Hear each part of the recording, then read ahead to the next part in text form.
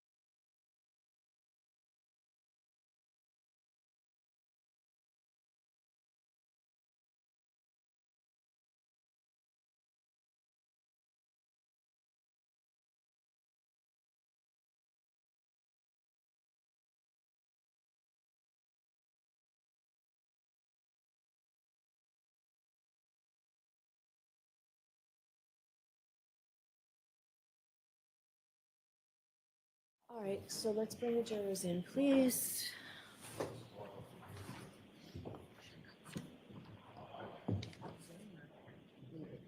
Leave it for now.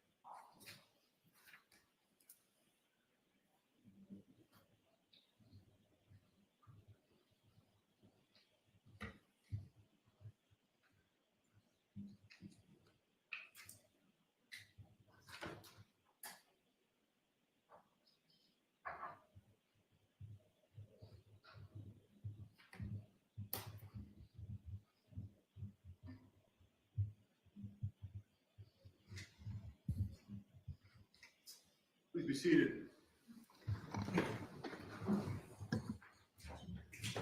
Good morning, jurors. So, an issue has come to my attention that is going to make it necessary that I talk to each one of you individually over at sidebar with counsel. So that process will take a little while. So I'm going to, don't speculate as to what I'm going to talk to you about. Please, when you go back to the deliberation room, talk about anything but this case, and I'll see each of you individually. And the process may take, the cameras will be shut off, and I'm going to talk to the lawyers about whether no filming. All right, send it out and we'll get it back. Thank you very much. Talk to the right, please. All right, now I'll see counsel.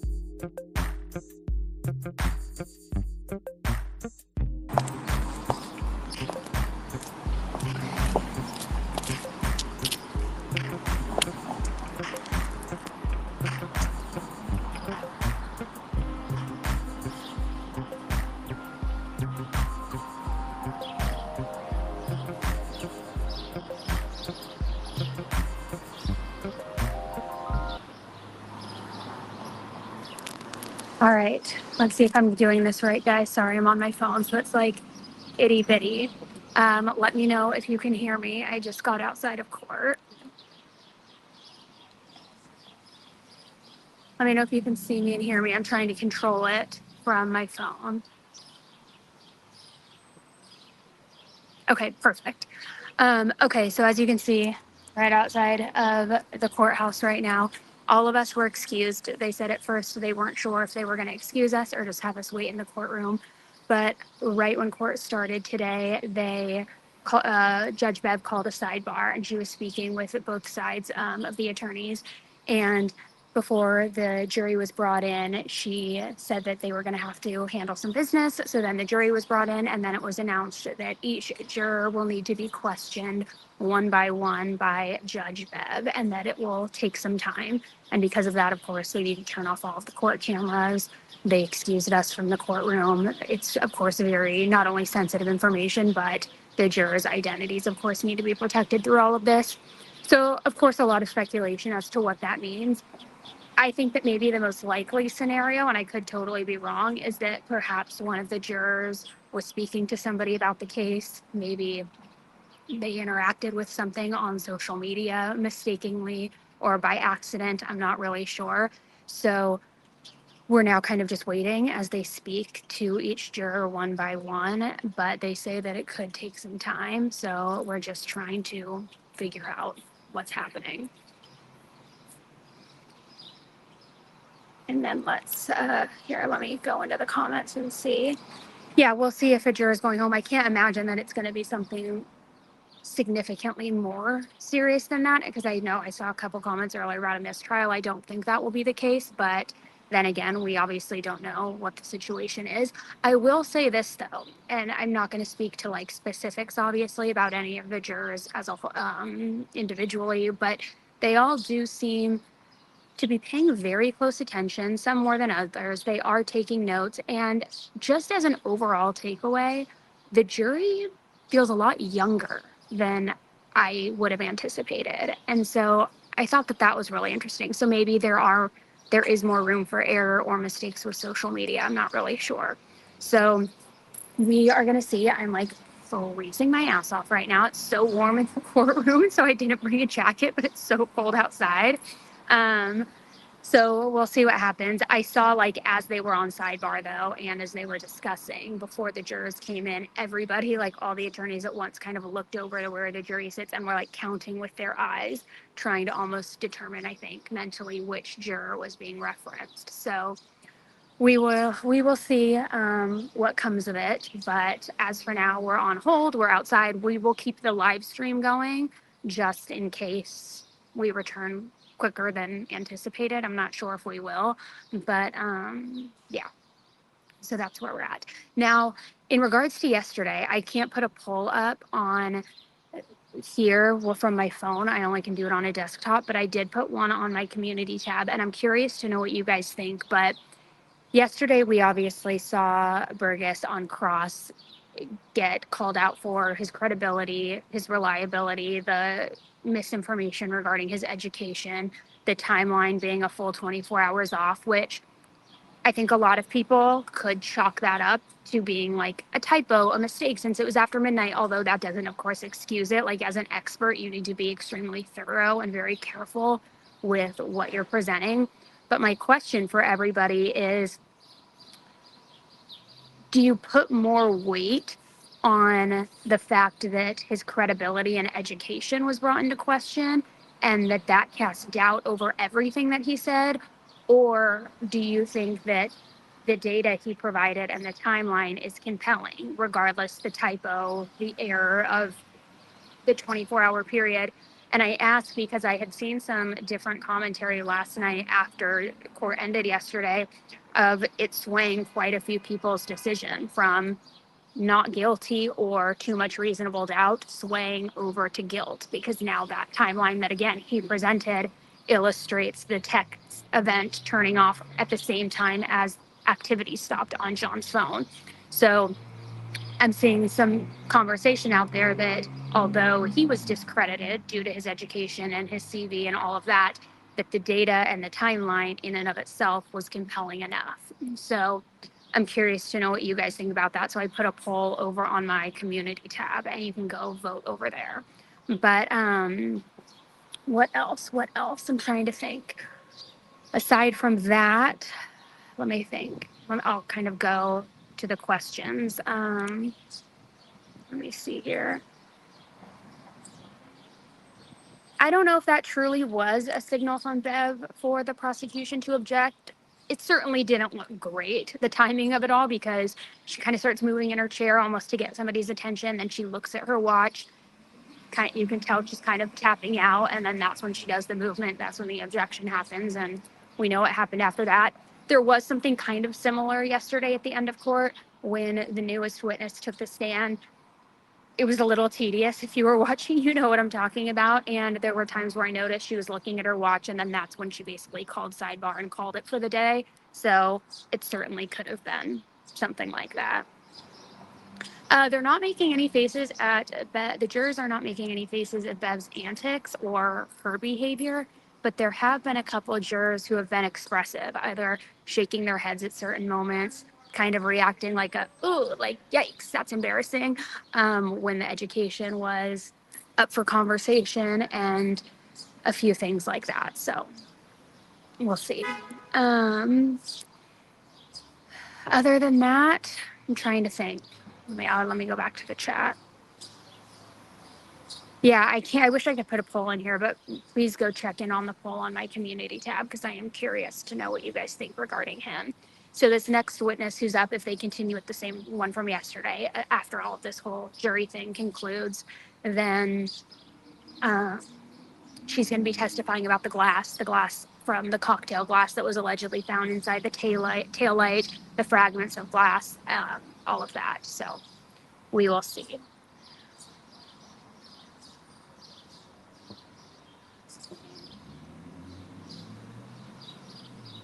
And I can't say this with 100% certainty, but it appears that the defense most likely will not call Proctor and will not call Higgins. And I know we were discussing last week if that was going to be their strategy or not. And I have to say, I think it's understandable not calling Proctor, possibly because you don't want to even allow the opportunity to enter to where he can explain away any of his actions or elicit sympathy at all from the jury. So, but what I have heard roughly, not from anybody directly on the case, but other sources, is that they plan on just calling some of the friends, possibly Brian Albert and other people who will read Michael Proctor's messages, who were on the receiving end of them, so that all of that still gets entered in, that basically it would be his testimony or what they want brought in by proxy, if that makes sense.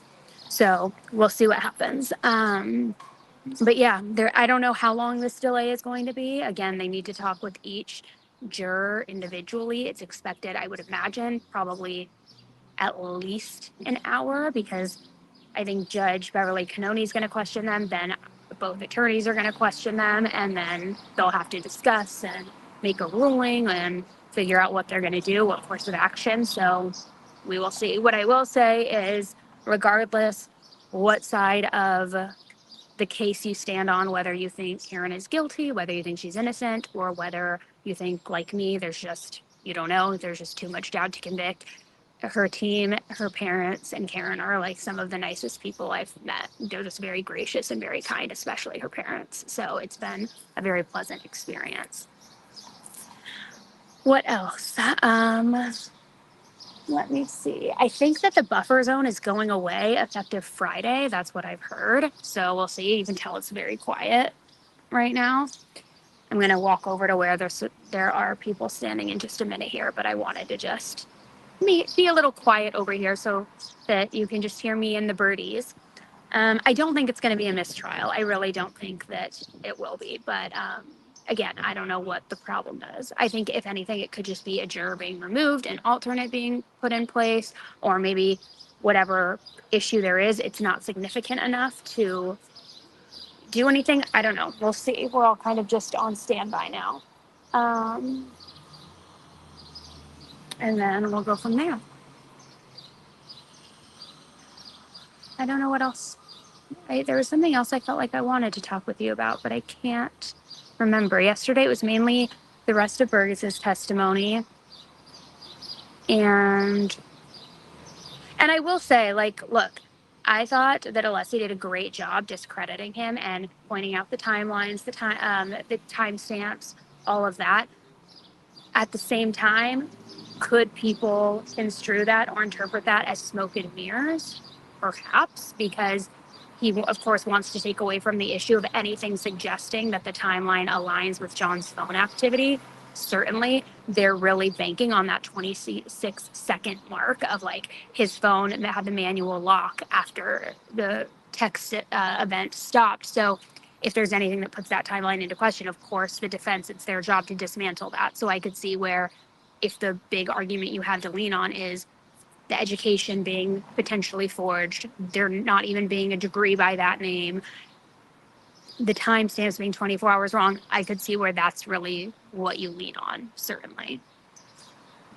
Right now I'm sitting outside, but in court I'm sitting right behind Karen's parents. There definitely is a vibe in town. Everybody who I have come into contact with, even when I was at the airport, a couple people had stopped me and chatted with me. And I would say it primarily sways that Karen Reed should be found not guilty for whatever reason. Sorry, I'm like just trying to keep an eye on the courthouse.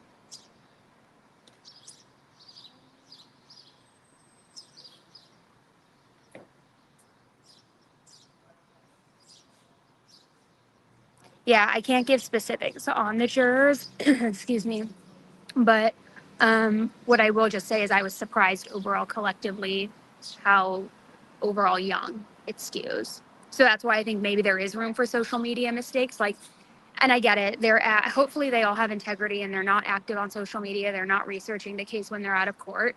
But at the same time, if it is a younger person and they are on social media, especially on TikTok, I think it's probably very difficult to not have a video regarding this case come up in your For You page at some point. And I would imagine you can easily just like scroll past it so that your judgment and view isn't tainted. However, I know I'm guilty of it. I've accidentally liked things in the past when I've tried not to, even when I'm like stuck in exes and things like that. So maybe there was a mistaken interaction. Maybe somebody was overheard saying something to somebody. I'm not really sure. Gosh, these birds are like going wild. Yes, I chatted with Karen for quite a bit yesterday at the first recess and then also at lunch. I have seen the HBO Max documentary, and it really hasn't changed my opinion. And I'm very open to being persuaded one way or another. I'm keeping an open mind, certainly. But from everything that I have seen so far in this case, what I know from the first trial, what I know about other things that were not entered into the trial, and I don't mean other things as though I've been made privy to information that other people haven't. It's basically the same things all of us know. But I still very much believe there's too much reasonable doubt to convict. That's just my personal opinion. But again, I'm keeping an open mind and maybe my mind will change. But there was kind of this thought that I had yesterday, and roll with me on this because it's going to be maybe like a little bit of not a rant, but I'll try to keep it as concise and together as possible. But I was sitting in the courtroom yesterday and I was thinking like how we do all of our polls, right? And how for the last several weeks, it's been hovering between 4 to 6% think Karen's guilty. And then the balance is shuffled pretty equally, anywhere between innocent and framed or too much doubt to know. And so and then that skewed down a little bit at the end of last week to where I think it was 2 or 3% guilty. But then I started thinking in the courtroom yesterday and I was like, everyone who is voting on these polls has been following this case very closely, knows about all the theories, knows about the speculations, sees the live chats, sees the comments of other people and how they're digesting information and what their thoughts are on it and pointing out other things and having like a more broader view of the case, I think, especially knowing the first trial and all of the details that went down there. And you have to think the jury came in and was chosen very specifically for not knowing much about the case, for being unbiased. So as I was sitting there, I was thinking to myself, based on the information that has been presented this time around and the people who have testified this time around, do they have the same view of the case as we do, who probably know a lot of details that have not yet been shared in court? And maybe they will, but for example, even Michael Proctor, right? It was very different seeing him testify and seeing him get crucified for those text messages the first go around. We're hearing about them this time around, and we're hearing how he has been fired and how he's disgraced and he was the lead investigator. But there is different information that's being consumed by the jury. And so I don't know that these polls necessarily can be taken at face value because, again, it's people who have more of a comprehensive overview of all of the nitty and gritty. And I don't know that that's what the jury is receiving. So I think they are. I mean, don't get me wrong. Each side is, of course, presenting so much information in their best case possible. But I think it's impossible for them to have the same view on the case as we do, only because we've seen the doc, they've seen clips. We saw the first trial. I'm sure most of them have not, because otherwise they wouldn't have been chosen. We have all been chatting about what really happened at 34 Fairview. They're not allowed to do that until deliberations. And I don't know. I feel like even when I'm in this chat, a lot of people bring up really valid points that I haven't considered in the past. So again, that's more knowledge and insight that they don't have. So I don't know what the jury's thinking. They are taking notes very intently. They are paying attention. Some of them are reactionary, but we'll see. So I don't know. To be determined, I guess. Let me go into these comments a bit.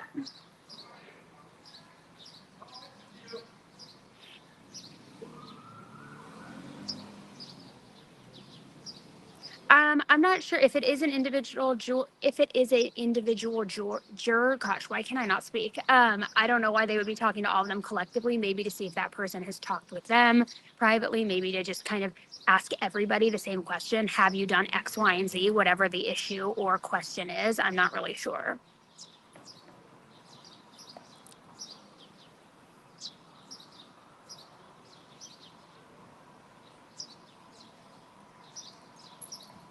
And like, I guess I'll give an example too, just going back to what I was just mentioning about the jury and what their scope is and what their viewpoint could be aside from ours.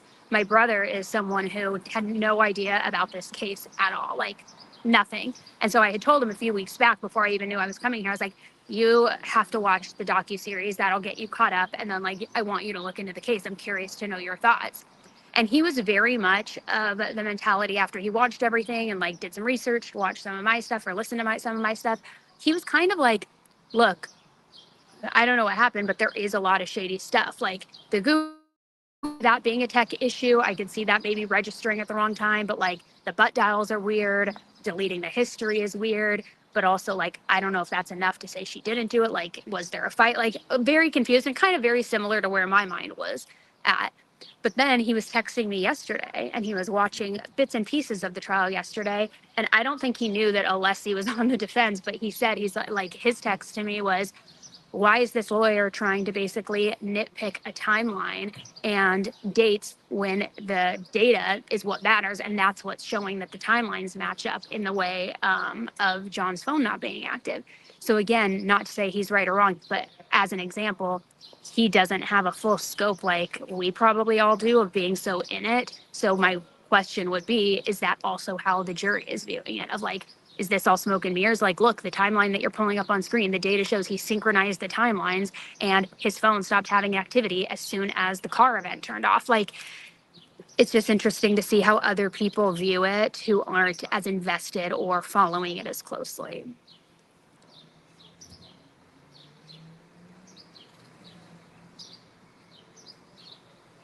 Let's see.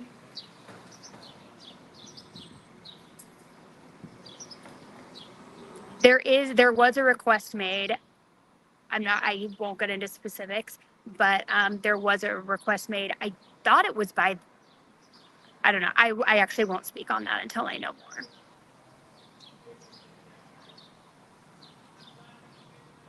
more. Fanny and Elise, first of all, okay.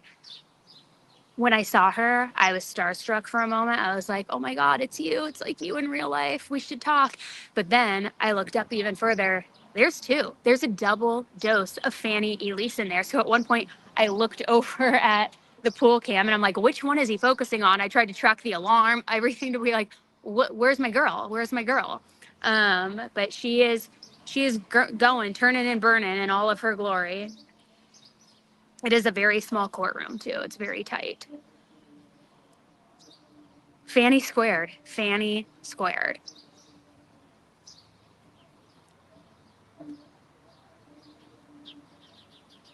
The buffer zone is still, like you can see, still gated off. And you can see all the caution tape. It's actually really quiet right now. It was busier this morning and yesterday, but I'm sure it'll pick up later. So I'm going to go back in the courthouse really quick and check in on everything and see what's going on. And so we'll keep this live stream going. Again, I don't expect cameras to be back up anytime soon, probably an hour, maybe more. I don't know.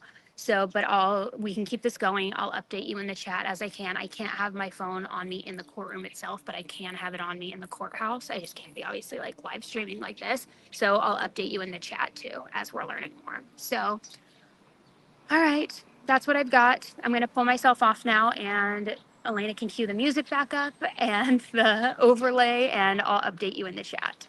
Okay, bye.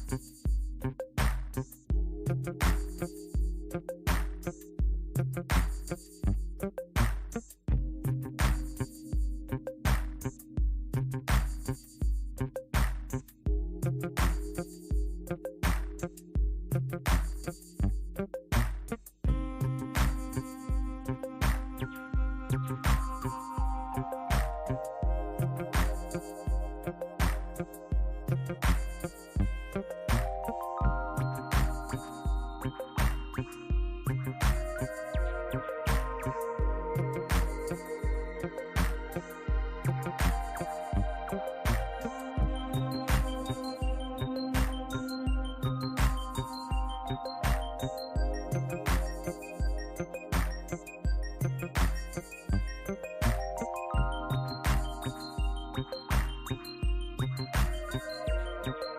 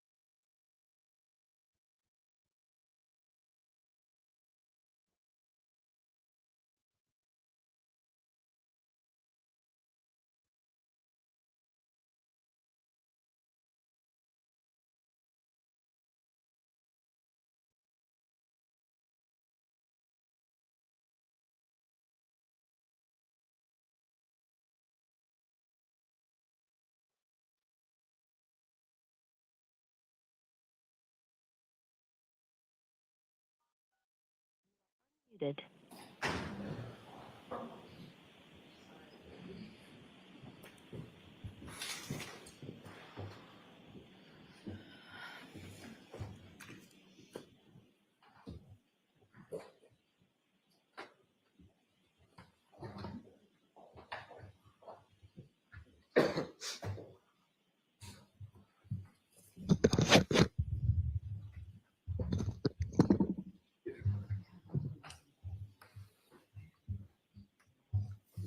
Please be seated.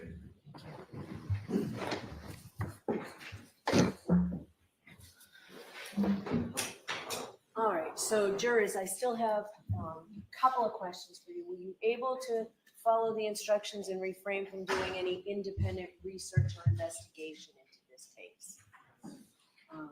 And we've discussed the other two questions, but I do need to stress for you that it's very, very important that no one discuss this case. Don't let anyone talk to you about the case, no comments about the case. You've seen how hard the lawyers have worked to pull this case together for you, and everybody's given it so much time. So please, let's make sure that we follow that. That means each other. So with that, I know we're late getting started. We're going to take an abbreviated lunch today, only 30 minutes, and abbreviated breaks. So no morning break. We're going to start now and go till 1. All right, Mr. Brennan, and we're taking a witness out of order. I apologize. We've got a witness here. Sometimes we take witnesses out of order. Ms. Hanley will be back later for the rest of her testimony, but we've got a witness here that we'll call out of order. Thank you. Mr. Brennan, thanks. Thank you, Your Honor. The Commonwealth calls Dr. Wolf.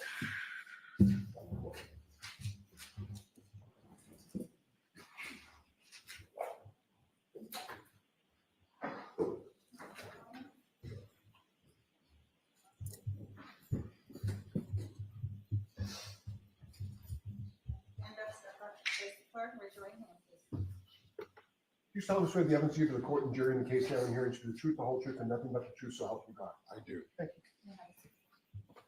you. Good morning, doctor. Good morning.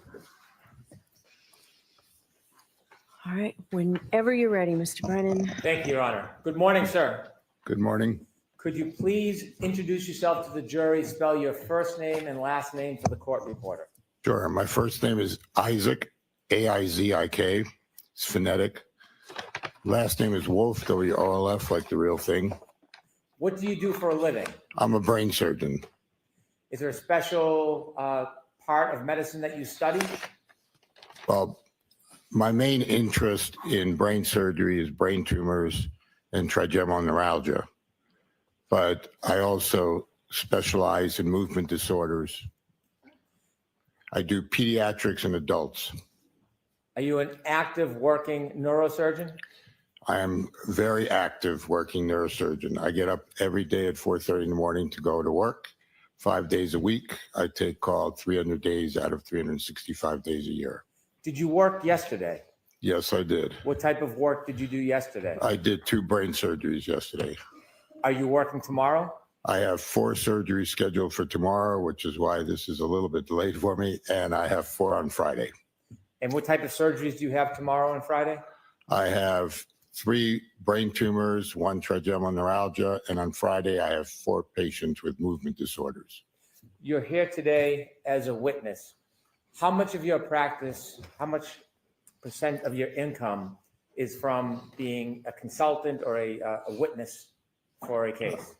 Probably less than 1%. I don't do this for a living. I want you to take us through some of your education and background. Could you share with us where you went to medical school and where you graduated from? I went to Yale Medical School. I graduated summa cum laude. Is that in 1981 that you graduated? Correct. After medical school, did you begin internships in medical residency? I did an internship at Hennepin County Medical Center, which is a trauma center in Minneapolis. I then did 5 years of neurosurgical residency at the University of Minnesota. And was that in Minnesota? Correct, in Minneapolis. Is there something about that hospital that has some specialty? It was one of the #1 training centers for chairmen in neurosurgery at the time. Did you, in your residency and in your fellowships, do any work or study in pathology? During your residency as a neurosurgical resident, you do 6 months in neurology, you do 3 months of neuroradiology, you do 3 months in pathology, which includes autopsies on brains. And then you do rotations through a trauma center as a chief resident, through a VA hospital, and then ultimately at the university hospital for elective cases. We also do 6 months of pediatric neurosurgical residency. Did you do a fellowship at New York University? Yeah, at NYU, I did a fellowship before I went to the University of Maryland as a professor in brain transplantation. The interest was in using cells to create dopamine centers in rat brains with the concept of Parkinson's being curable with transplantation. I'd like you to take us through some of your faculty positions, and so that you can share with us some of the progression of your training and experience. And did you begin at the University of Maryland Hospital? Yes. In 1987, the University of Maryland recruited me to start their epilepsy surgical program and skull-based program. And then part of our responsibilities as assistant professors was to cover shock trauma. Could you explain for us what shock trauma means and whether the University of Maryland Hospital was a shock trauma hospital? So the University of Maryland and shock trauma were actually two separate entities when I started. A man named Cowley had basically developed the concept of the golden hour.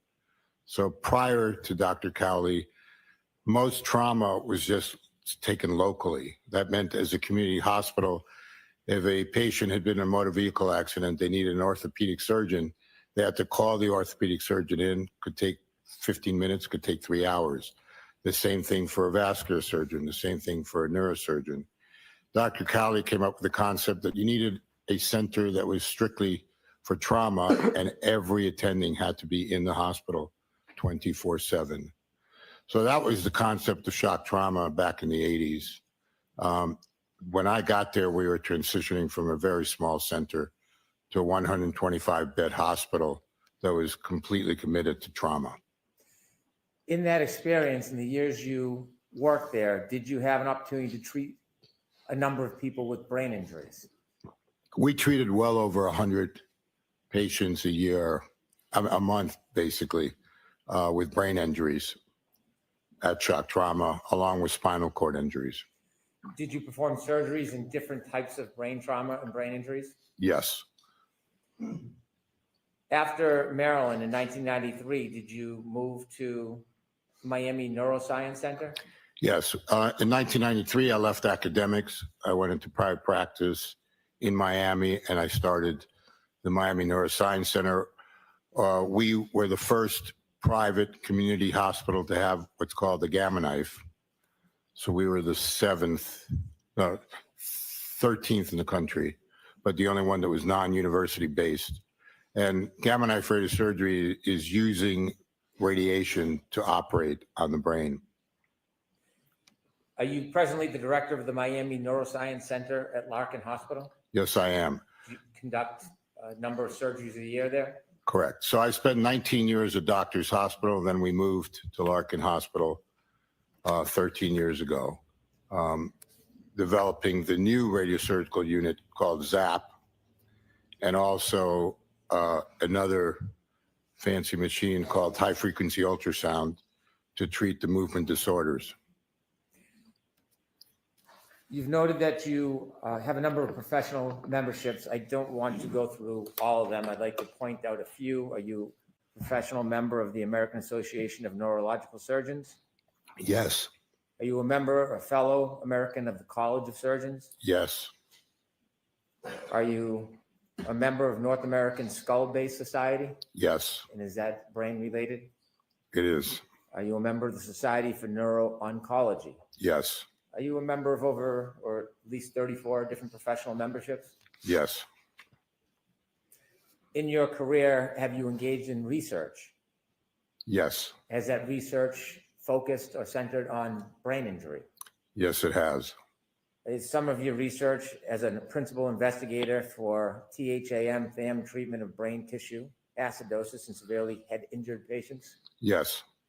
Did that research and as a principal investigator help you in your diagnosis and treatment of brain injuries? It actually was in the treatment of severe head injuries, patients who are unconscious, the concept of trying to relieve the increased intracranial pressure that occurs from the injury and to increase blood flow, thereby increasing oxygen to the brain.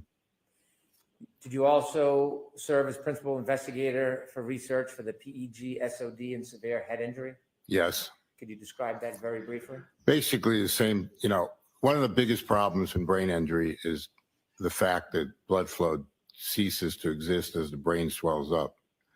And so one of the things we try to do is preserve the neurons by making sure that they have enough oxygen and blood flow to them. All these are agents that try to assist that. I won't go through all of your research and principal investigator roles, but I want to ask you about one more. And that is, did you serve as principal investigator relative to the IRB protocol for brain pathology? Yes. And what did that do? What was that about? It was about looking at what happens after a brain injury to blood vessels and tissue as the intracranial pressure increases in the brain. Have you been part of publications of a number of different books? Yes. I won't list parts of all 16 books, but can I point out a few? Sure. Were you the author of a book chapter regarding head injury, difficult medical management? Yes. Were you the author of a book chapter on pediatric neurosurgical emergencies? Yes. Were you the author of a book chapter on complications of head injuries in adults? Yes. Were you author of a book chapter, imaging of craniocerebral trauma? Yes. Were you an author of a book chapter in emergency room assessment of the head injury patient? Yes. Were you the author of a book chapter, intracranial injuries? Yes. I won't list or ask you about the other book chapters that you've been the author of. Have you been involved in journal articles? Yes. I'd like to ask you just about a few of the 70 journal articles that you have published. Your Honor, objection. So go ahead and ask the question without a comment, please. Were you an author of a journal article, Intracranial Pressure in Non-Traumatic Ischemia and Hypoxic Cerebral Insults? Yes. Were you the author of a journal article, Post-Traumatic Cerebral Infarction? Yes. Were you the author of the journal Fractures of the Clivus? Yes. Could you tell me a little bit about that paper? We used thin cut CT scans to identify fractures of the skull base. Prior to this, prior to CT scans, it was very difficult to actually identify radiologically a skull fracture with plain x-rays. The idea was to see if we could identify them more clearly. And so we classified them and delineated them in the paper and discussed the outcomes that were relative to those type of injuries. In the last journal article I'll ask you about, were you the author of a journal article regarding acute traumatic midbrain hemorrhage? Yes. Were you the presenter in a number of presentations regarding head injury and brain injury? Yes. You've listed 93. I'll ask you just about a few. Were you a presenter in fractures of the clivus, clinical and radiographic features? Yes. Am I pronouncing that correctly? Clivus. Thank you. Were you the presenter in acute head injury? Yes. And a separate presentation, fractures of the clivus, classifications and clinical features? Yes. Do you lecture? Yes.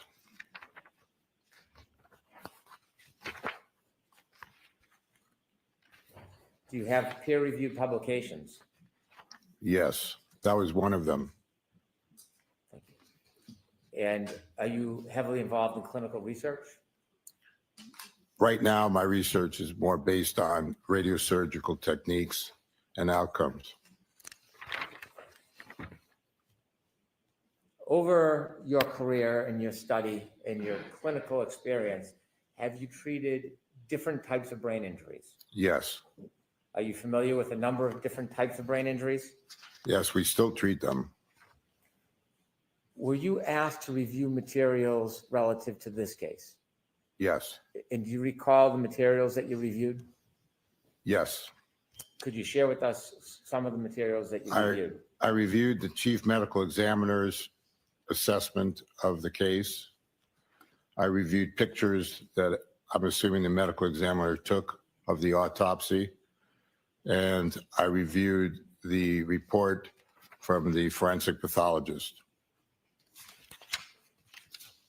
And before I ask you about your review of specific materials and your opinions in this case, is there a benefit to your clinical experience in studying brain injuries as opposed to the experience you had as a fellow simply with pathology?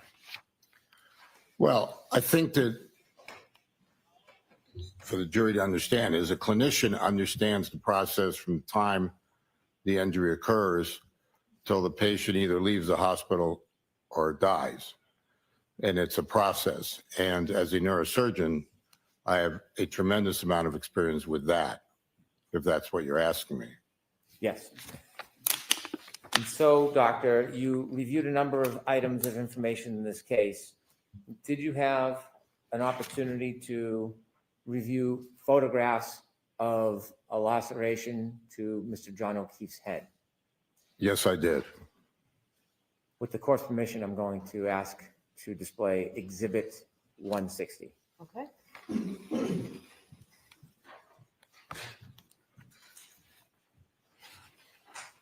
Dr. Wolf, I'm going to ask you to take a look at this photograph. Have you seen this photograph before? Yes.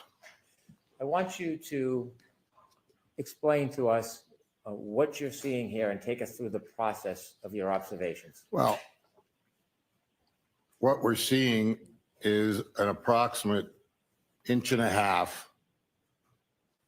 laceration with bridging tissue and contusions and abrasions. To us, that's just a classic blunt trauma injury. There's nothing other than just vanilla about it. This is what happens when soft tissue hits a solid ground.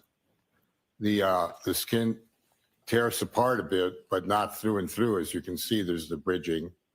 You can see all the bruising or contusions and just the tear, a little bit serrated along the edges.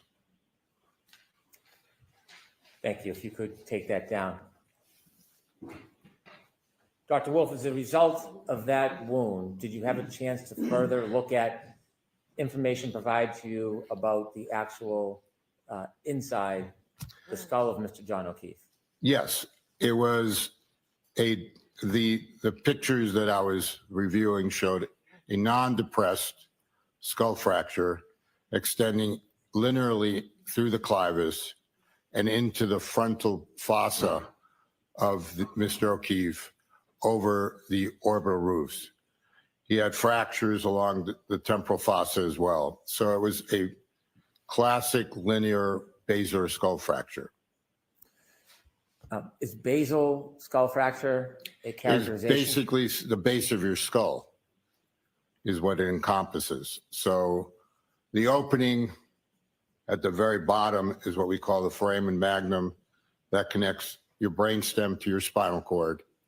And then as your brainstem goes up, it goes into the different skull areas that, talk about what we call the cerebral cortexes, your occipital lobe, your temporal lobes over here, and then your frontal lobes.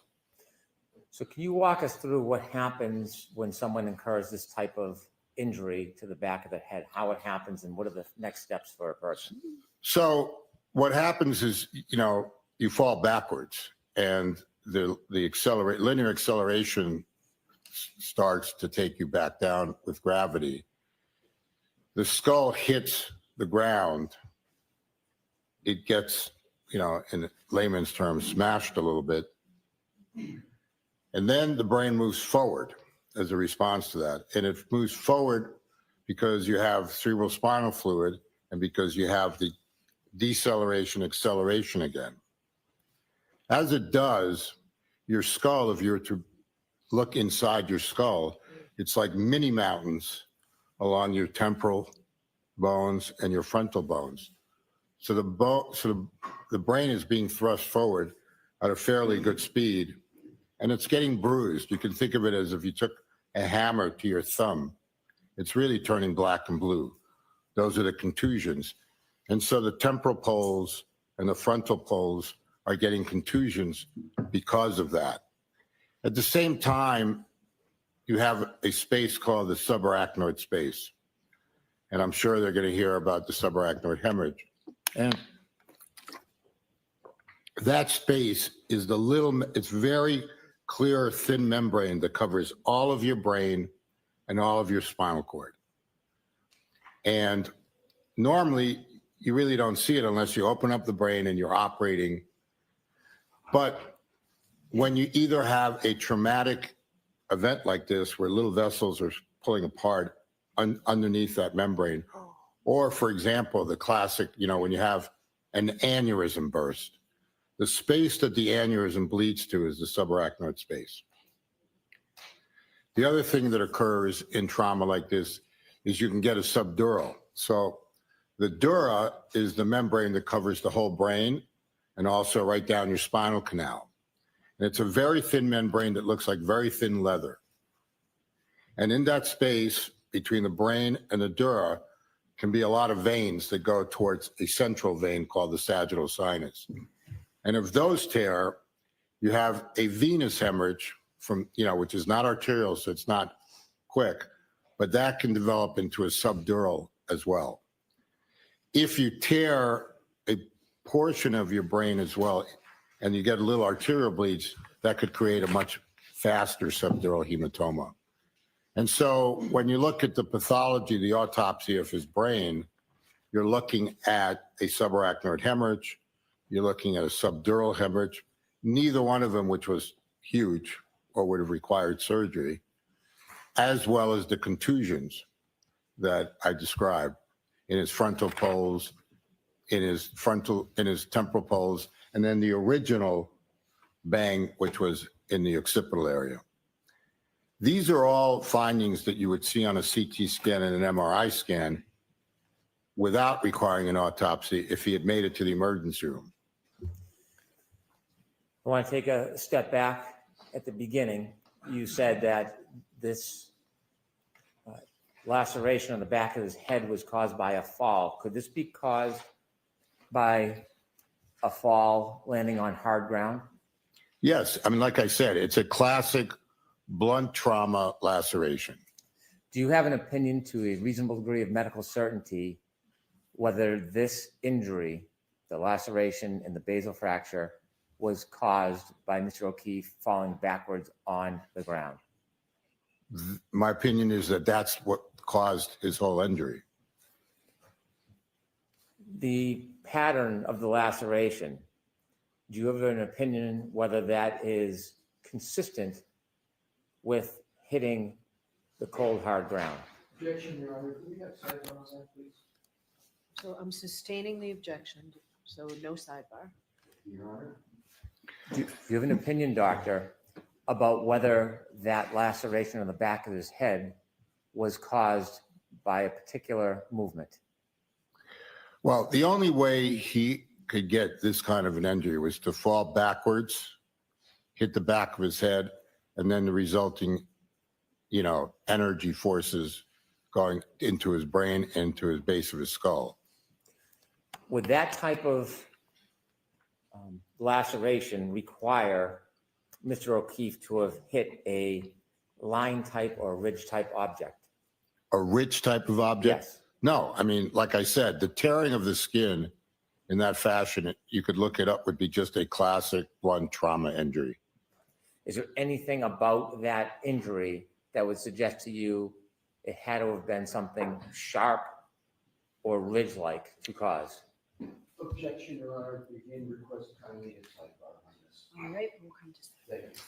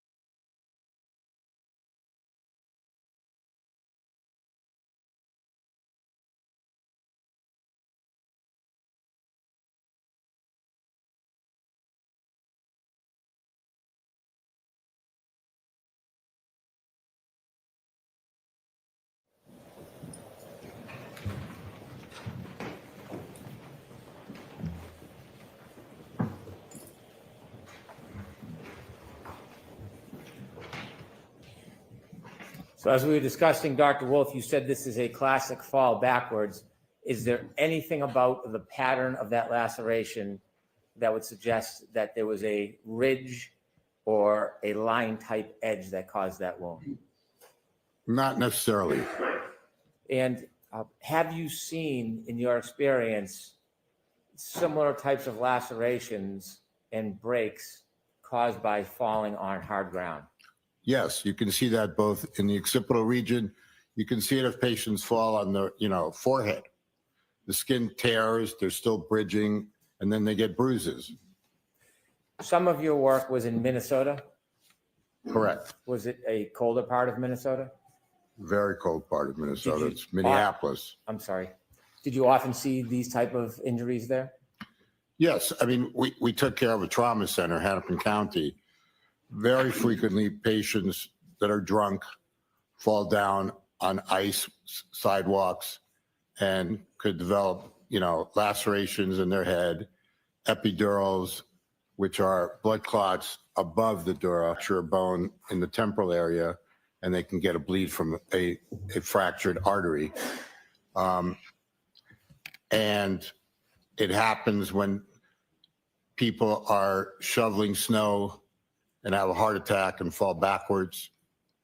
So there are various ways that people fall, resulting in head injuries and lacerations to their forehead or to different areas of their head. Can somebody suffer this type of injury simply by falling backwards? Absolutely. You had taken us through the process of falling backwards and then talked about what happens to the brain. Can I ask you a couple detailed questions about that? Sure. When you explained that the brain upon impact then shifts forward and hits the front of the skull, is there a medical term for that process? Well, the medical term is a coup counter coup injury. So the coup is when you first hit. In this case, it was the back of the head, as summarized by the laceration in the back of the head, and the contusions that the pathologist and the ME found in the back of the brain. And then the brain shifts forward, and as it's traveling at a certain velocity, because it's thrust forward on the floor of the base of the skull, it's getting bumped, and it's getting, again, you can think of it as a hammer hitting a thumb. It's getting black and blue in the areas that are sharpest. Are there symptoms that result of the process coup counter coup? This is clinically, it varies. I mean, you can go from anywhere from a simple concussion where you sort of are unaware of what happened, but you're still awake, you're confused, all the way to, ultimately being in a coma. Can this type of injury, the coup counter coup, and what you see in the review of your files, could this type of injury happen from an attack by a weapon, like a bat or a hammer? Well, he did not have a depressed skull fracture. So any focal hit like that would more likely than not have caused a depressed skull fracture. Blunt trauma, the way he had, the assumption, would cause the coup counter coup without a depressed skull fracture. When the coup counter coup process happens with the skull fracture, does anything happen to the front of the skull? Well, you're asking me, does the rest, I mean, the forces, depending on how hard they are, can generate fracture lines all the way to the anterior fossa. So you can have fractures along the lateral temporal area. You can have fractures along the orbital roof. The orbital roof is very thin. And so those forces can go all the way to that area. Did you see any sign of orbital fractures in Mr. O'Keefe? Yes, he had both the ME and the pictures taken, and the neuropathologist mentioned fractures of the orbital roof. Do you have an opinion to a reasonable degree of medical certainty how those fractures occurred? From the trauma. Could you just explain a little bit how that would happen? Well, as he fell backwards and he struck his head, it was clearly at a very high speed generated by the gravity. The bone, depending on the quality of his bone, the density, then generated forces. There's a certain amount of lateral give, and then you get a linear force going forward. It drives all the way up the clivus and forward into the anterior fossa where his orbital roofs lay. And this is why people like this get what they call raccoon's eyes. Do you have an opinion whether the brain itself could have caused the orbital fractures? No. The brain is a soft substance. You could literally put your finger through the brain. We often operate on people fully awake. The brain couldn't possibly cause a fracture. The fracture was caused by the forces generated through that clivus, that middle bone in the middle of his base of the skull. Do you have an opinion to a reasonable degree of medical certainty whether or not the brain in any way could have caused these orbital fractures? The answer is absolutely not. In your study of the records and photographs and in your experience treating these types of injuries, do you have an opinion to a reasonable degree of medical certainty whether or not a person would remain conscious or would be immediately unconscious after the impact of the ground? Well, it's impossible to know whether he became immediately unconscious, but his injuries were very substantial, and it's more probable than not that at some point he quickly became unconscious and was unable to do functional activities. What does functional activities mean? The ability to, get himself up and about would be one of the functional activities. The ability to call for help would be a very significant cortical function. And that's why I was talking about, that there's a variation on the theme from a simple concussion to a severe concussion like this. If a person does not have functional abilities because they are rendered unconscious, does their body, could it still move? Yes, this is the interesting thing about our brain. So the cortex, which is the top portion of your brain, can get separated from your brainstem functionally. And what happens then is that your body is not acting autonomically, meaning vegetative. So why does that happen? We think it's because as we were a caveman, and if a caveman became unconscious, as an animal came up to eat it, the animal would touch it. Well, you have these automatic movements. One of them is called decorticating, which is where you draw your arms like this and you throw your feet out. And then a worse neurological situation is when you decerebrate. Now you push your arms out along with your legs. And that would scare off an animal. So we think that over time, genetically, this is what happened to our brains in order to create these. But those kind of movements are not thought processes. In other words, your brain is not telling you, oh, you have pain, go ahead and decorticate or decerebrate. It's an automatic movement in response to pain. I want you to take us back now to after the fall. Would Mr. O'Keefe, in your study and opinion, have died immediately? No. Can you share? I'm sorry. Yes, I'll tell you. There is very few things that you head injury where you would die, quote, immediately. So if I took a knife and stabbed you in the back of your neck right below your skull and I drove it through your brainstem, you would probably die immediately. If I shot you below your ear and went through and through below your ear and shot through your brainstem, you would die immediately. But traumatic head injuries, you would not die immediately. It's a process. And it's a process of a combination of things. Brain swelling, which takes a while to develop. Decreased blood flow to your brain because you're getting swelling. And ultimately, death of the brainstem that controls your heart and your breathing. And so this is why there is a whole big issue about brain death. You know, when is someone brain dead? Because it's not instant and it can take a long time to be conceived. In these injuries that are very severe that we took care of, there was a high mortality rate. In the linear skull fractures, it was about 67%. But it took time for them to die. It could take days to weeks to months. And also, these people got to shock trauma. So it was a while, whether it was hours, before they were even starting to be taken care of. And yet they weren't dead yet.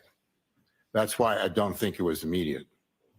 Was there any other observations you made about Mr. O'Keefe or his body that support your opinion that he didn't die immediately? Well, the medical examiner took pictures of his periorbital area and diagnosed raccoon's eyes. So raccoon's eyes occur because there's leakage through the orbital fractures into the periorbital space. Normally, it takes about 24 to 48 hours to develop.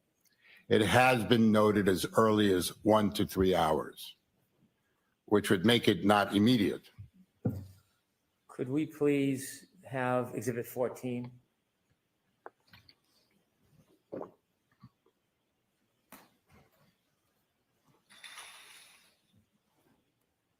Dr. Wolf, could you share with us what you see here in this picture? So right here, you can see the black and blue that sort of configures, if he had his eyes open, like what we describe as raccoon's eyes, right? And that's not caused by direct trauma to his eyelids. It's caused by what I described as the basilar skull fracture, which went to the anterior fossa, which is right over the orbit here, inside with leakage of blood products into that periorbital area. You mentioned that starts or takes at least 1 to 3 hours to begin. Minimally, yes. You take that down, please.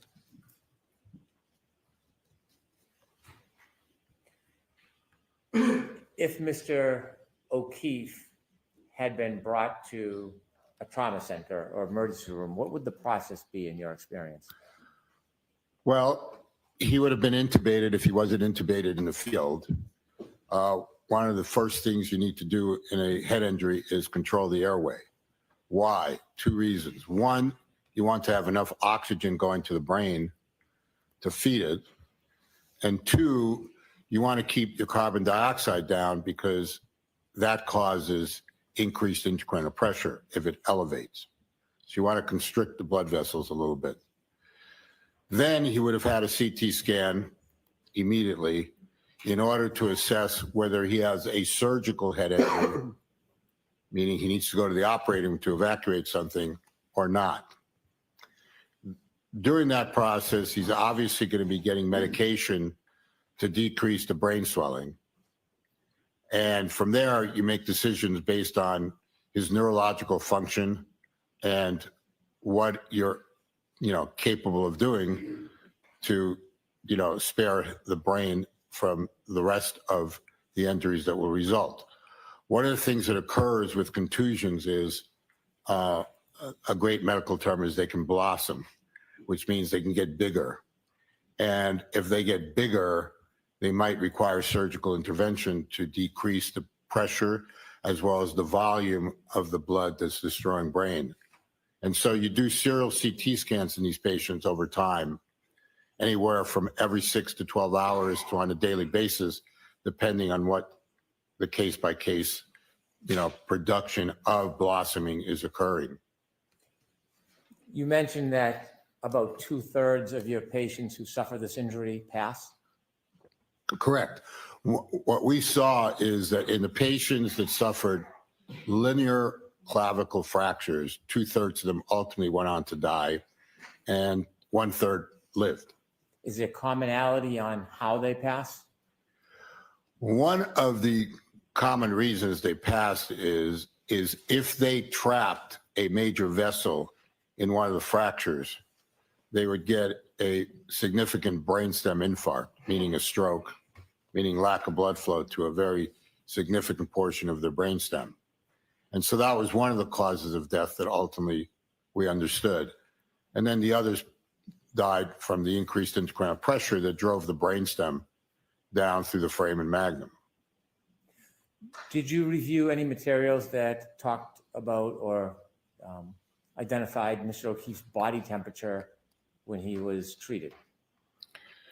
As I recall, his core temperature was 80 when he was found.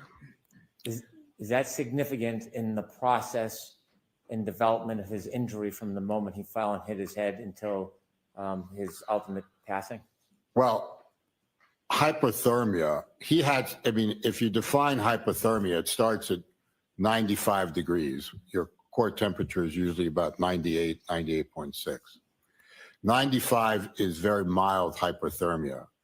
When you get to 82 degrees, you're in severe hypothermia. What happens when you're hypothermic, and I'm a neurosurgeon, but I can tell you that you get into multiple organ failure. Your heart starts to have problems. It can have arrhythmias. You're not breathing. And ultimately, at hypothermia, you also become unconscious and go into a coma-like state. Below 80 degrees, you're probably going to die. So all I can tell you, it wasn't helpful that he had a significant head injury and that he was then found hypothermic.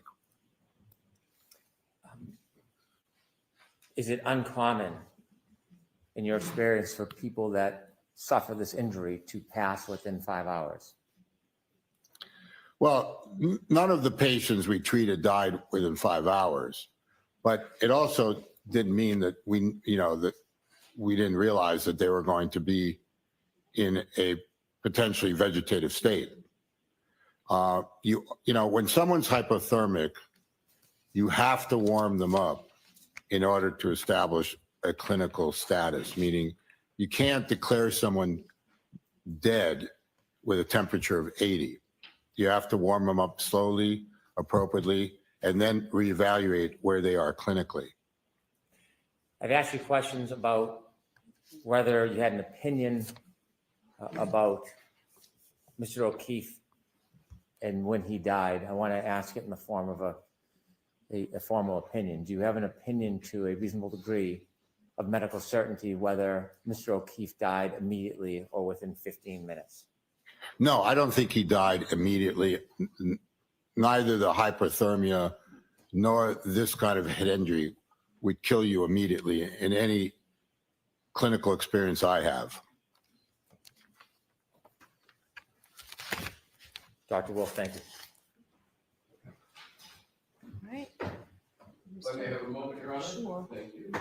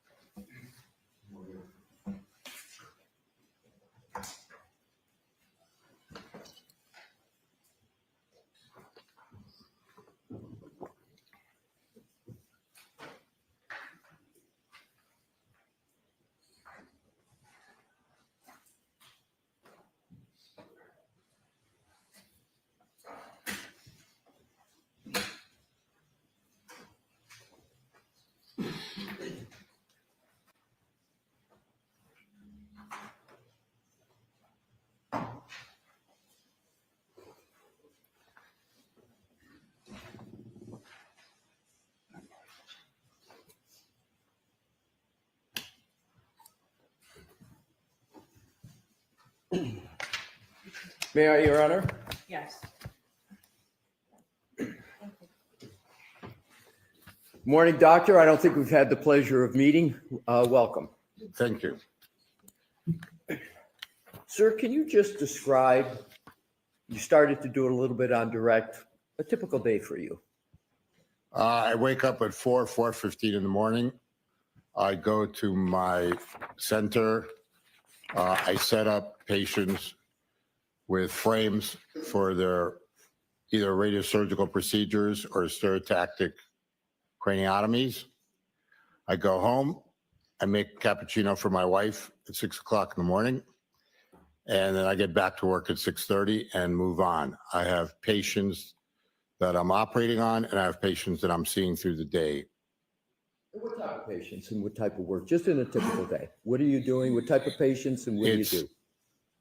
It varies. I mean, I see patients with brain tumors. I see patients with hydrocephalus, which is water in their brain. I see pediatric brain tumors. I see subacute and chronic subdural hematomas, post-traumatic. I see patients with strokes that are being misdiagnosed. I see patients with cancer, metastatic disease. I used to see patients with cervical problems. I stopped doing that 2 years ago. I mean, I don't know what else you want me to tell you. No, that's great. And is that typical day, typical of the type of days you've had for the past month, past few years? Is it generally, without specifics, is it generally? Correct.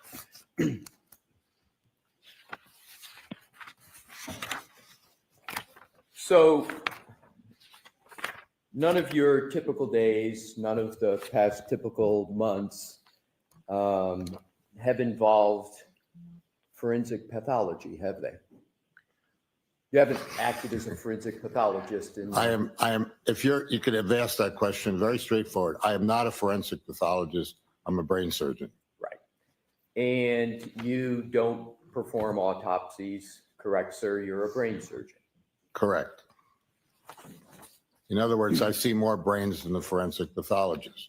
Right. And is it correct to say that the brains that you see are of living people? Correct. Okay. So what I'd like to do is to go to a different part of the head than was discussed, but sticking with the decedent. Excuse me, I didn't hear the last word. I'm sorry, with the topic is going to be Mr. O'Keefe, the decedent in this matter, sir. You testified about raccoon eyes. The medical term for that, sir, is ecchymosis, right? Correct. And ecchymosis, raccoon eyes, does not cause a laceration to form on an eyelid, does it? No. Are you aware that Mr. O'Keefe had a laceration to the outside area of his right upper eyelid? I am aware that the ME described that. Yes, sir. Now, could, Your Honor, I'm going to, with Your Honor's permission, ask to publish what is already in evidence in a moment. Okay. Mr. Wolk, What exhibit number, Mr. Elise? we're going to, 165, Your Honor. Okay, go right ahead. Thank you. Dr. Wolf, have you seen this photo depiction before today? I believe I have. Is it correct that that injury on the upper right eyelid is caused by the application of force directly to that area of the front of the head, again, namely the upper eyelid? That's possible, yes.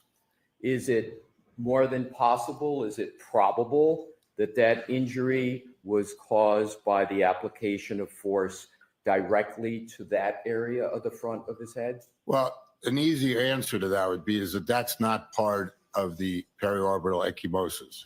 Thank you, sir. That was exactly going to be my next question. This injury is unrelated to any of what you've been describing, the fall backwards, the force transfer inside the skull, the, as you described it, the dura, the cerebral spinal fluid, all of that dynamic that you so ably described on your direct examination.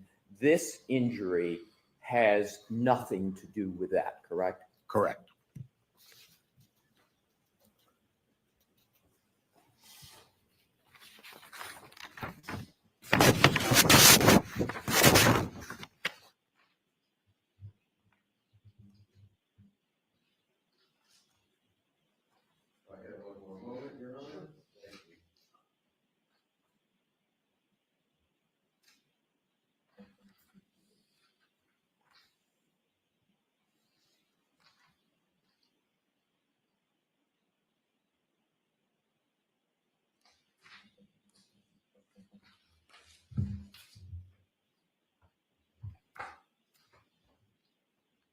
Thank you for answering my questions, Dr. Wolf. A pleasure again.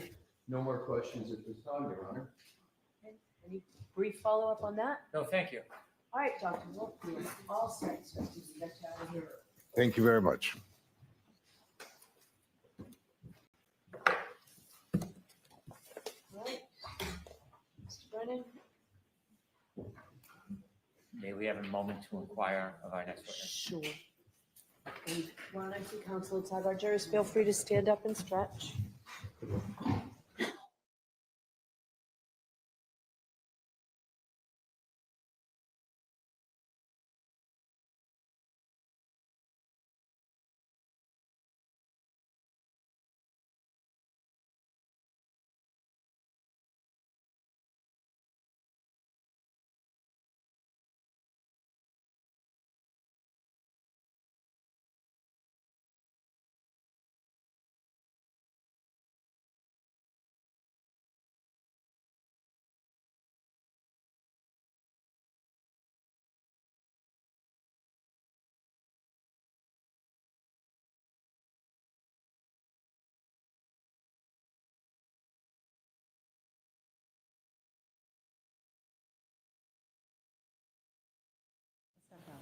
So, jurors, you may realize that that went quicker than we thought. So we are ahead of schedule. So why don't we take that morning break that we can take? So we'll take a 15 or 20-minute break. All rise for the court, please. Jurors, close your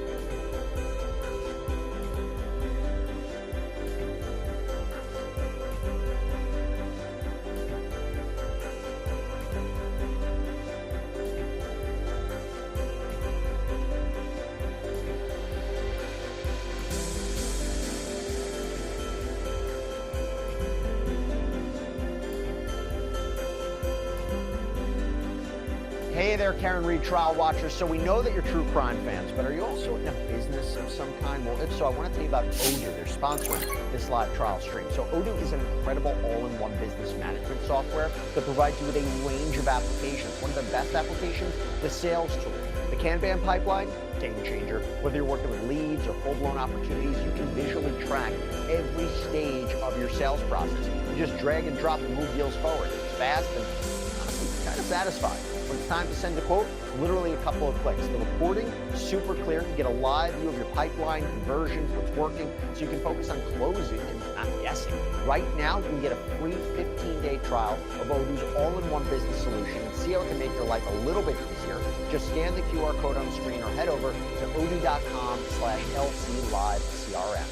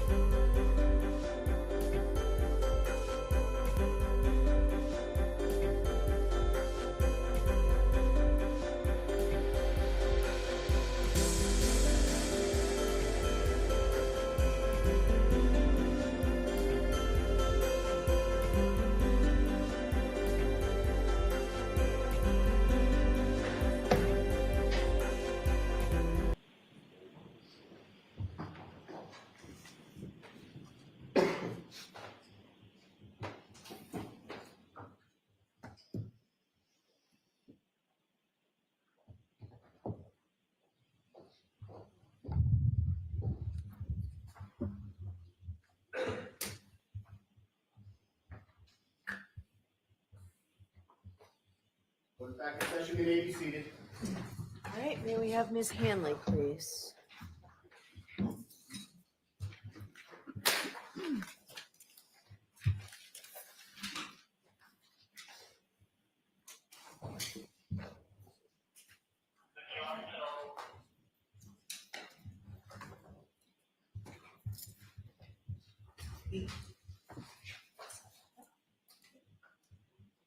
And then I'll remind you, you're still under oath and to keep your voice up. Thank you. Actually.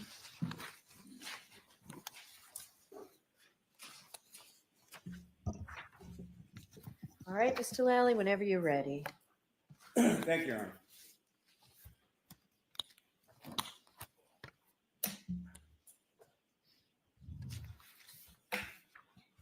And ma'am, if you could just please introduce yourself to the jury again, spelling your last name for the record. Sure. I'm Christina Hanley. Hanley is spelled Hanley. And Ms. Hanley, given the break, if I could just ask you a few questions, just to reorient as far as the items that we were speaking about yesterday in your testimony. First, starting with the items of glass that you analyzed in this case. The first of those items was an item 3-2, is that correct? That's correct. And if you could, please describe for the jury, or please provide the jury with the description for that item that you received. Sure. So item 3-2 was a clear glass cup with broken irregular edges. And there was some dirt debris material that was noted on the exterior and interior surfaces. Your Honor, may I approach? Yes. show counsel? I see all these, All right. I gave Mr. Jackson my copy, yes, thank you. Showing you a photograph, Ms. Hanley, do you recognize that? Yes, I do. And what do you recognize that? So this is a photograph that I took. It's item 3-2, but it's also, I would have to double check on my notes, but I believe it has item 7-12, one of the pieces that I'm holding, that's showing a physical match between those two items. Your Honor, call both the seat to introduce and admit to the next exhibit. No objection. Okay. Exhibit 195. And Your Honor, may I publish? Yes. Ms. Gilman, if I could have photograph 9490.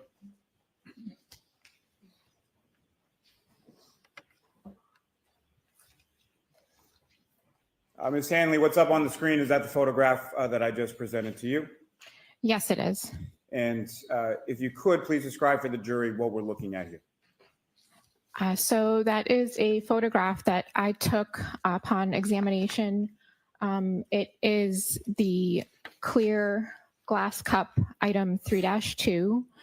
And I'm holding another piece, which again, I believe it's one of the pieces from item 7-12. I would need to confirm in my file, but I'm showing that one of the pieces physically fits with item 3-2.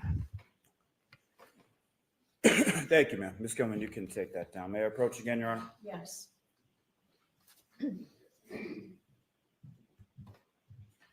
Showing you two other photographs. If you could just look at those, look up when you're finished. And do you recognize those? Yes, I do. And what do you recognize those? So these are photographs that I took of item 7-12. Your Honor, call both seek to introduce and admit as the next exhibit A and B. Is there any objection? No objection. Thank you. Exhibits 196A and 196B. And Ms. Hanley, if you could just remind the jury as far as the physical description that you received in regard to item 7-12.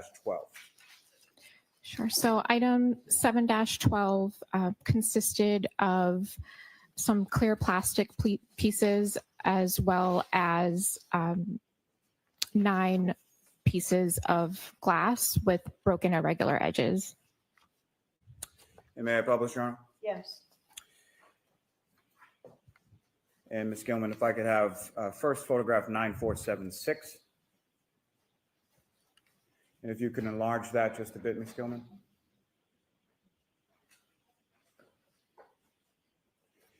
And Ms. Hanley, what are we looking at in this photograph? So this is the photo that I took of item 7-12 as I received it. So there's the several pieces of clear glass with broken irregular edges. And Ms. Gilman, if I could have 9477. And if you can enlarge that just a bit. And again, Ms. Hanley, what are we looking at in this photograph? Those are the same pieces of glass as in the previous photo, just a little bit more up close of the clear glass that was recovered and is item 7-12. Thank you. Ms. Gilman, you can take that down.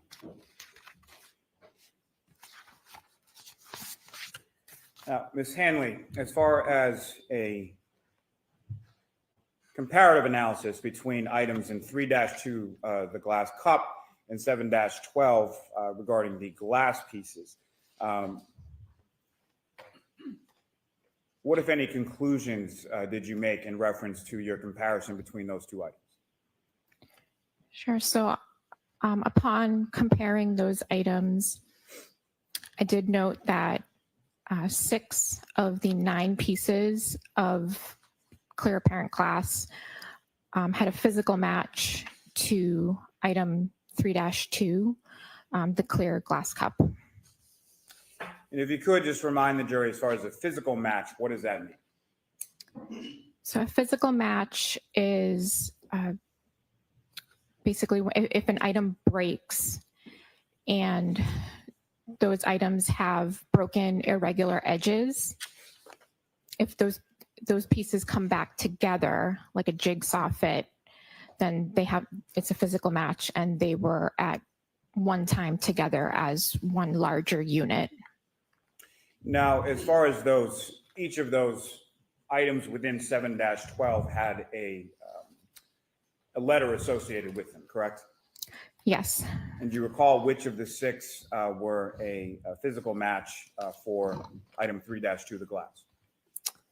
I would just need to refer to my notes for the exact letters. Sure, you can take your report out.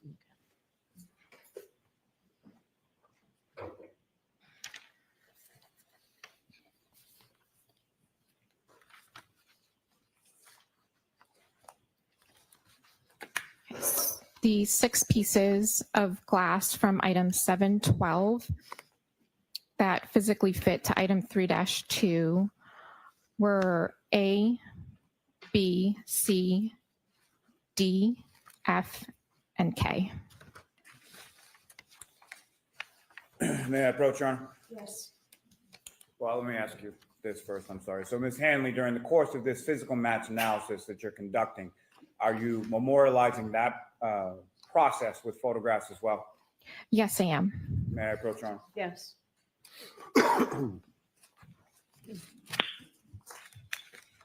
presenting you with 4 photographs. If you could review those and look up when you finish.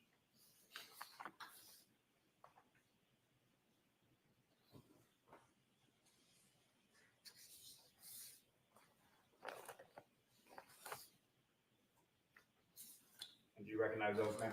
Yes, I do. And what do you recognize those? Those are photographs that I took upon my examination of items 7-12 and item 3-2. Your Honor, the combo is introduced and admitted as the next exhibit, A through D. No objection. Thank you. Exhibits 197A through D.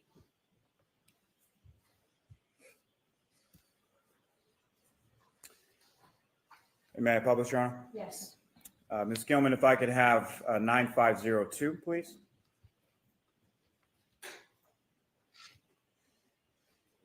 And Ms. Hanley, what's up on the screen? Can you please describe for the jury what we're looking at in this photograph?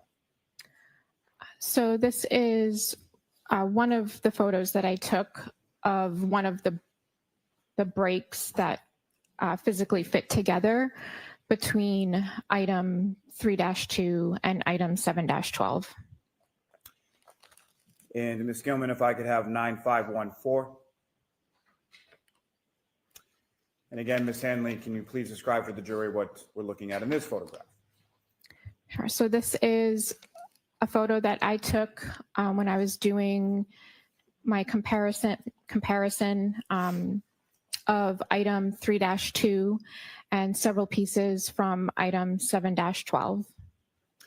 Now, as far as the individual pieces had sort of little white stickers or labels affixed to them, is that correct? Yes. Is that something that you did, or is that something that when the items were provided to you was already done? So item 7-12, I received those pieces with the labels already on them. And again, those items, especially 7-12, had been with mixed veneer in your unit prior to coming to your table or your station, correct? Yes. Ms. Gilman, if I could have 9518. Again, Ms. Hanley, what are we looking at here? So this is another photograph that I took of the physical match. It's just another view of the items together of item 3-2 and several pieces from item 7-12. And lastly, for this batch, Ms. Gilman, if I could have 9520. And again, Ms. Hanley, what are we looking at here? So this is another picture that I took of the items just slightly rotated of item 3-2 with a physical fit to several items or several pieces from item 7-12. Ms. Hanley, is there a laser pointer on the desk in front of you? Yes. If you could, preferably using this screen just so it's visible for the jury, could you delineate where you see in this photograph item 3-2 and where you see the items associated with item 7-12?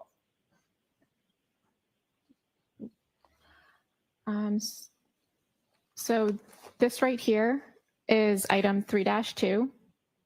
And these pieces up here are several pieces from 7-12. Thank you. Ms. Gilman, you can take that down. Now, the other two items that you analyzed or examined in this part of your physical match analysis were items 3-3 and 7-14, correct? That's correct. And turning your attention specifically to item 3-3, if you could just remind the jury as far as the physical description of that item that was provided to you. Sure. So item 3-3 was 5 pieces of clear glass with broken irregular edges that were recovered from the bumper of the vehicle. May I approach again, Your Honor? Yes.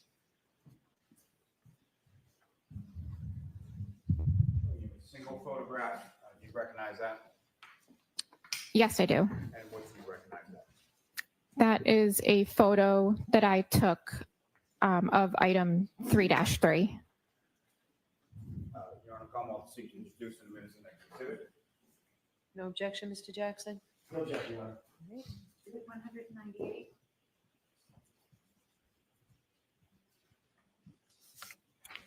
And may I publish, Your Honor? Yes. Ms. Gilman, if I could have 9446, please. And Ms. Hanley, in addition to the 5 pieces of glass associated with item 3-3, what else is depicted in this photograph? This is a photo of the 5 total pieces that are from item 3-3. And in addition to that, is there a ruler depicted in this photograph as well? Yes, there is. And what is the purpose of that ruler in the photograph? It's there just as a scale. Thank you, Ms. Gilman. You can take that one down. And Ms. Hanley, the last of those items, 7-14, if you could just remind the jury as far as what was the physical description that was provided to you in reference to item 7-14. Sure. So item 7-14 was a clear piece of glass with broken irregular edges that was recovered from the road. May I approach again, Your Honor? Yes.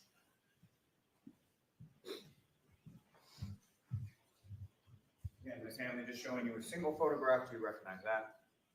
Yes, I do. And what do you recognize? This is a photo that I took of item 7-14. Your Honor, I'll seek to introduce the next exhibit. No objection. All right. Exhibit 199.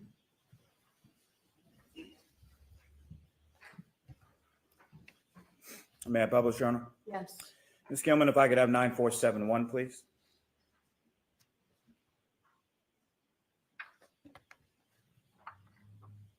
So And again, the two screens don't match. oh,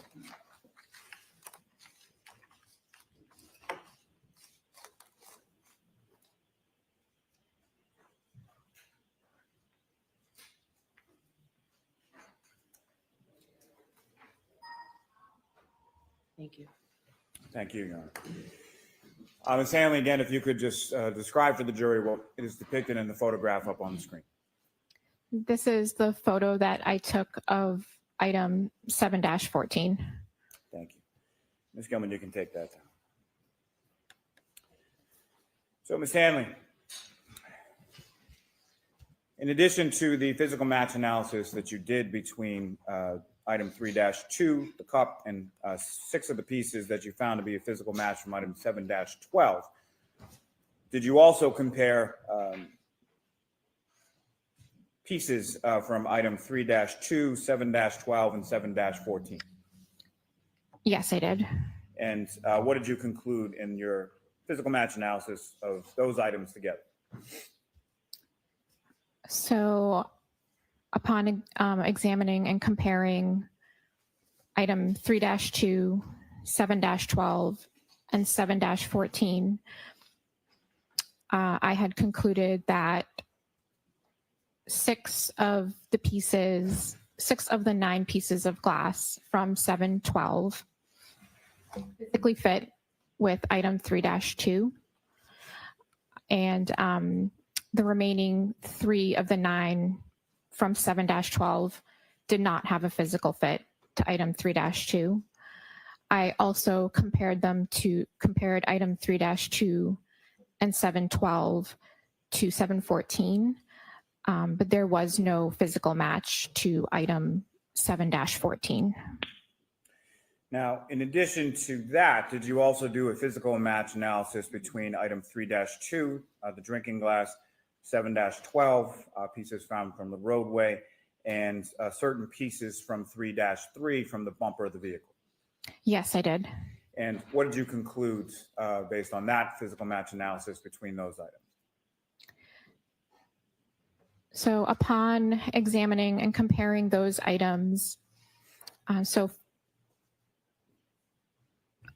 there were 5 total pieces of glass from item 3-3. I used 2 of those pieces for physical match comparison to the items recovered from the road. Upon my examination, I did not, there was no physical match between those 2 pieces from item 3-3 to any of the pieces recovered from the road. So that included items 3-2, 7-12, and 7-14.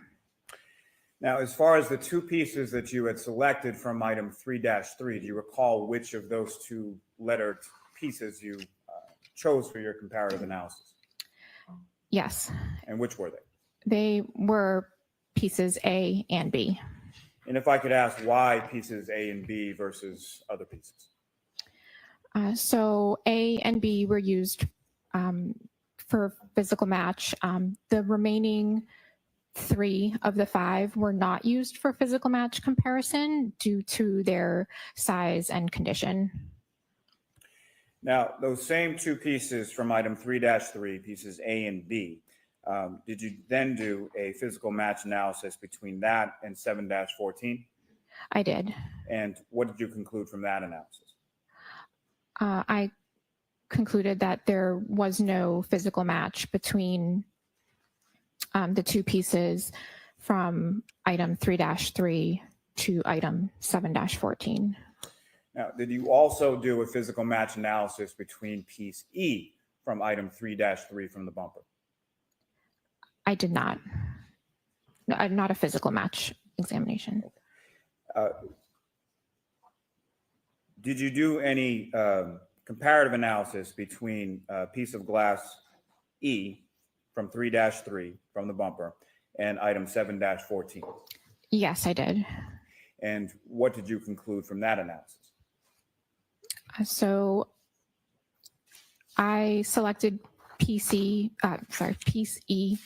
for further examination.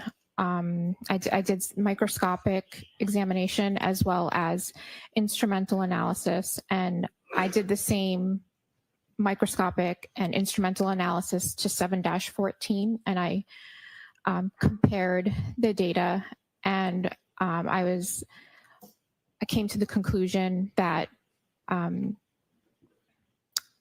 the piece that I sampled from item 3-3, piece E, was found to be consistent in physical and instrumental properties to the sample that I took from item 7-14. If you could, Ms. Hanley, could you please explain to the jury when you say instrumental analysis, what is that? What does that consist of? So the instrumental analysis that I conducted was on the GRIM instrument, which measures the refractive index of the samples. So after I had ran my samples for both item 3-3 and 7-14, I compared the data to determine whether they were consistent or not consistent. And so when you say that something is consistent in instrumental properties, what does that mean? So in this instance, they had consistent refractive indices. Now, in addition to that comparative analysis for the glass items, what other additional examinations did you perform in this case? Sorry, could you say that again? In addition to items 3-2, 3-3, 7-12, and 7-14, what other items did you look at in this case? So I also examined item 3-1 and item 7-18.18. And what was the description provided to you in reference to item 3-1?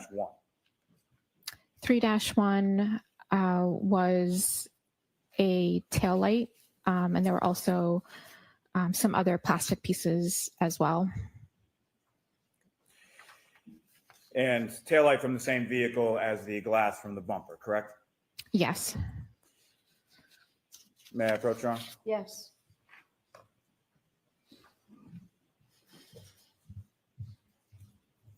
You have another single photograph. Do you recognize that? Yes, I do. And what do you recognize that? This is the photo that I took of item 3-1. Your Honor, the Commonwealth will seek to introduce in the minutes. No objection. Thank you. 200.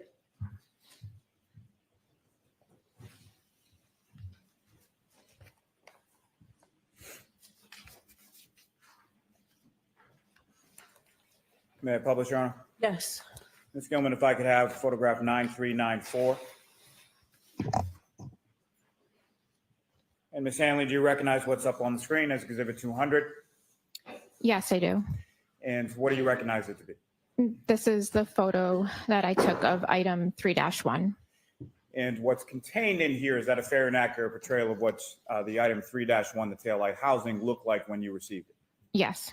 Now, as far as, and we'll get to this more a bit in a moment, but as far as any sort of comparative analysis that you did with any other item, what part of this taillight housing were you comparing to that other item? So there were clear and red plastic portions of the taillight that appeared to be broken. So I sampled portions of the clear plastic as well as the red plastic on the taillight. And just for clarity purposes, if you could with the pointer, as far as which of these pieces up on the screen were you sampling the clear and or the red plastic from?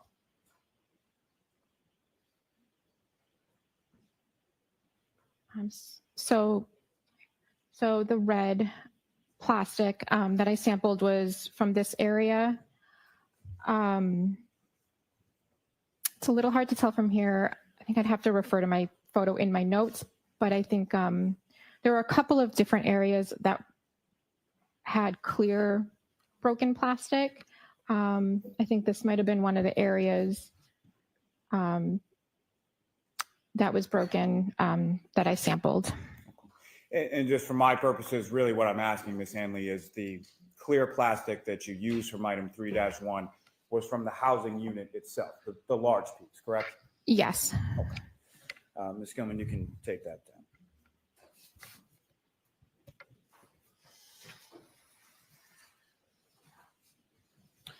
Now, the other item that you were comparing this to was item 7-18.18. Is that correct? Yes, that's correct. And what was provided to you as the description of that item, 7-18.18? So 7-18.18 was debris that was collected from two pieces of clothing from the victim. And specifically, that would be 7-17, an orange T-shirt. Is that correct?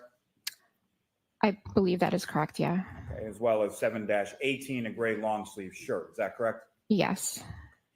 And when you say that item 7-18.18 contained debris, what did that debris consist of? So the debris consisted of one clear piece of plastic, as well as several pieces of red plastic, among some other trace material. Now, were there measurements taken of those items within the debris, specifically the clear plastic and the red plastic? Yes. And what were those measured to be? I would just need to refer to my report for that. Okay, go ahead. Thank you.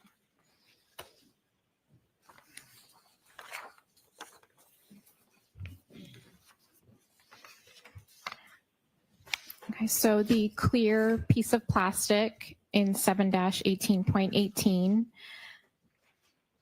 it measured approximately 1/8 of an inch by 1/16 of an inch. And then I measured the largest and the smallest of the red plastic pieces. And the largest piece of red plastic measured approximately 1/16 of an inch by less than 1/16 of an inch. And the smallest piece among those measured approximately less than 1/16 of an inch by less than 1/16 of an inch. And so those particular pieces that you measured, about how small are we talking about? So the largest for the red plastic, the largest piece measured, just for visual purposes, it's roughly like the size of a grain of rice. The rest of the pieces were smaller than that. And who within the lab provided that debris in that taillight housing to your unit, to the trace unit? So the debris from the clothing was transferred to my unit by Maureen Hartnett, and the taillight was submitted to the lab by Trooper Christopher Moore. May I approach, Your Honor? Yes.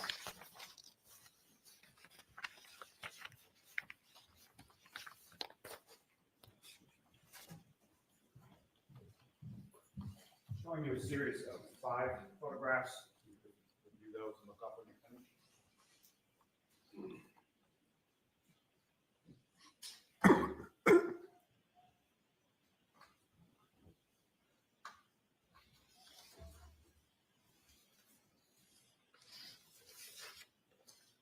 Generally speaking, Ms. Hammond, do you recognize what's depicted in those photographs?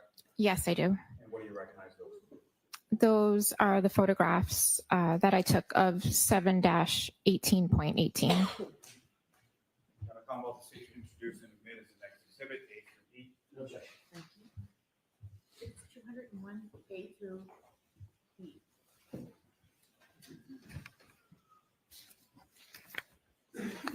Your Honor, may I publish? Yes. Ms. Gilman, if I could have photograph 9352. And Ms. Hanley, what is depicted in this photograph on the screen?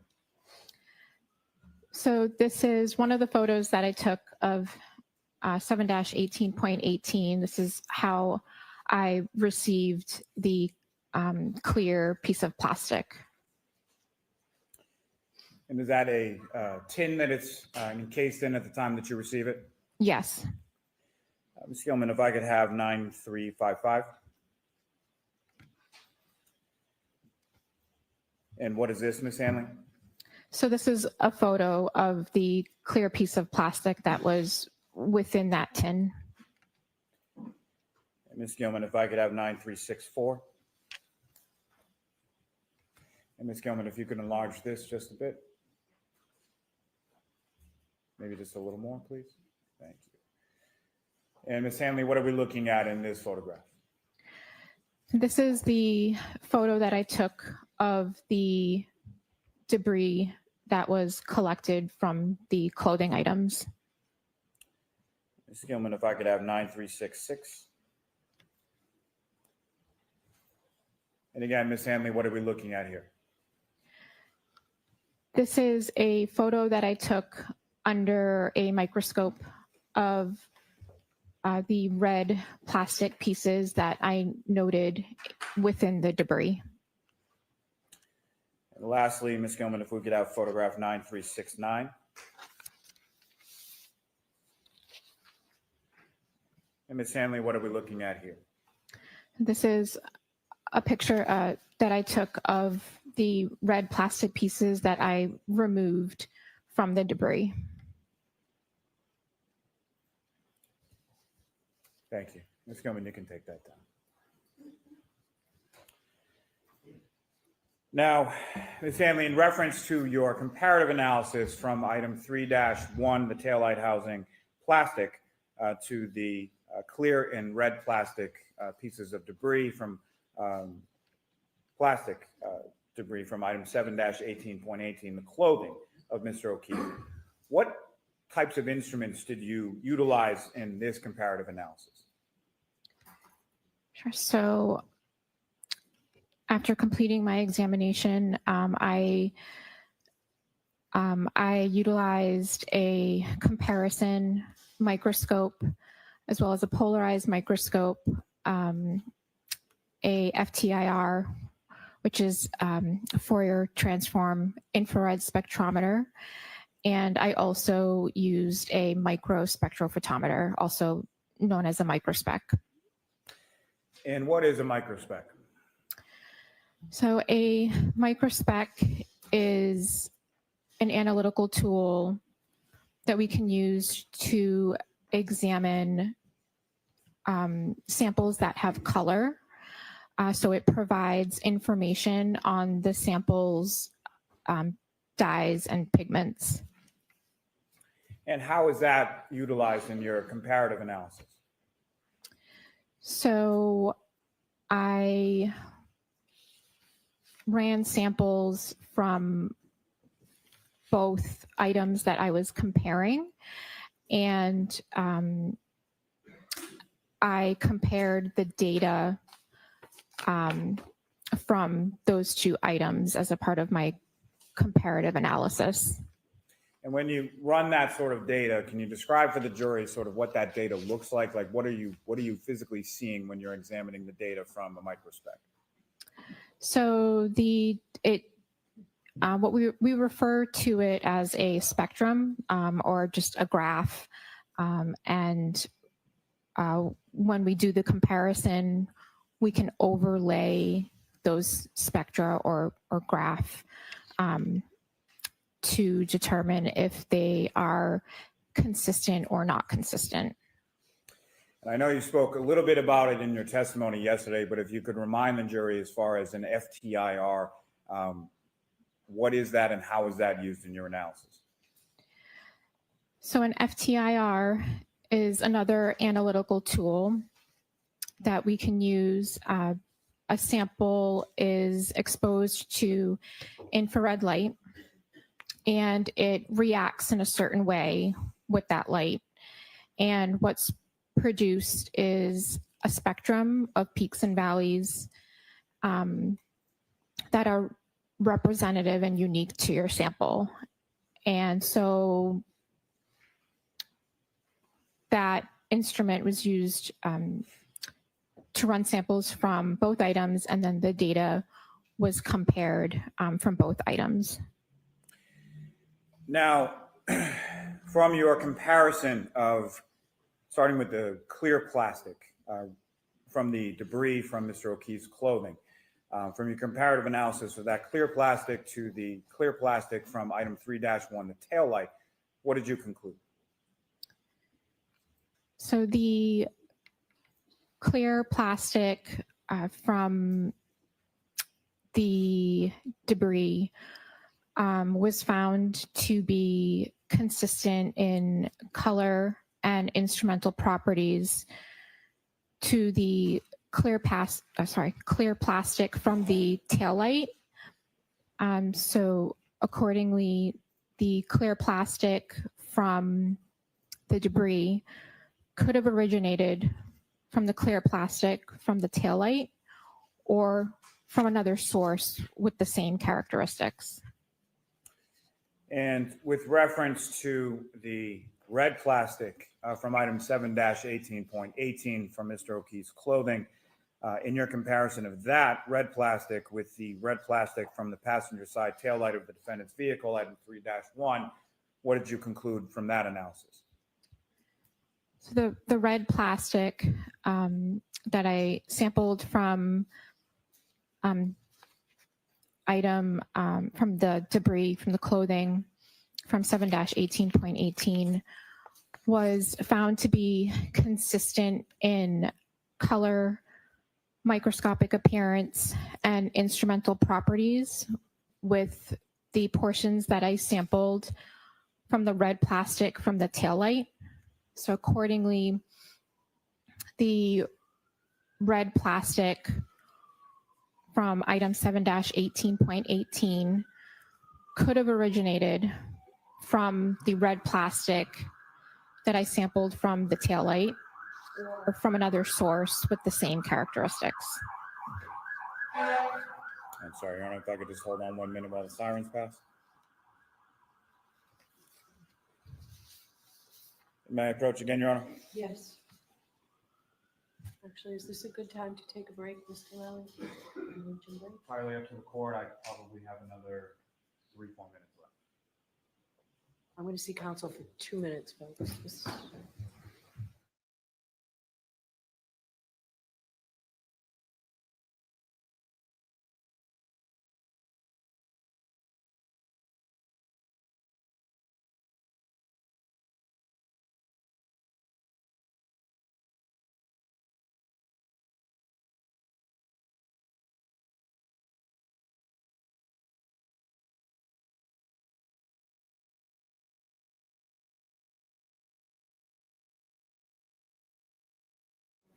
Like I told you earlier, we're ahead of schedule, so we will take a luncheon break, and we'll take an hour. So I know we'll take an hour. Okay, we'll see you back here.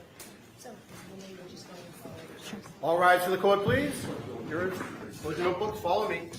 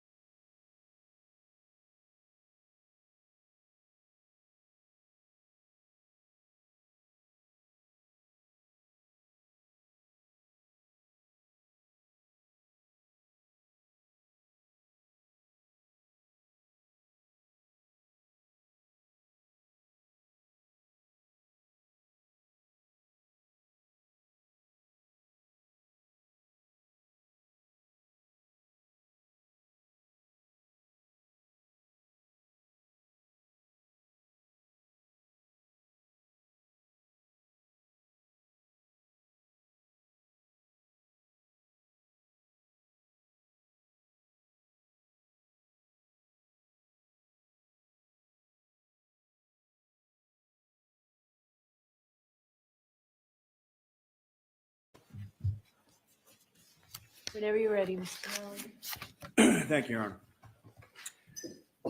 Now, Ms. Hanley, when we left off, you were discussing the comparative analysis you did between item 7-18.18, Mr. O'Keefe's clothing, and item 3-1, the taillight housing or the plastic within the taillight housing of the defendant's car, correct? Correct. And there were a number of different instruments that you used through the course of your examination and analysis, correct? That's correct. And what were those instruments that you used again in that portion of the analysis? Sure. So I used a polarized light microscope, a comparison microscope, an FTIR, and a microspec. And Your Honor, may I approach? Yes.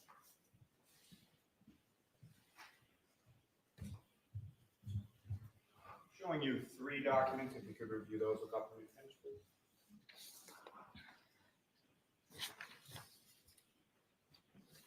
And do you recognize those? Yes, I do. And starting with the first page of that 3 pages, what do you recognize that?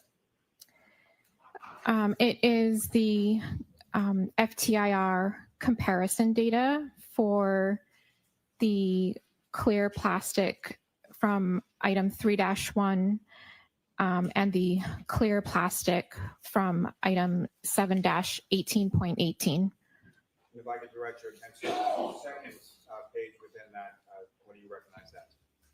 So this is also FTIR comparison data from for the red plastic from item 3-1 and item 7-18.18. And lastly, the third page within that set, what do you recognize that?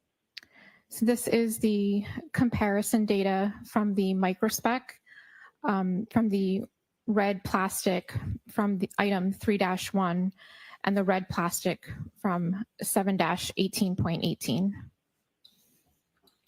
Your Honor, the Commonwealth will seek to introduce and admit as the next 3 exhibits individually. No objection, Your Honor. All right, thank you. You want them marked individually or just in a set? Individually, please. Thank you.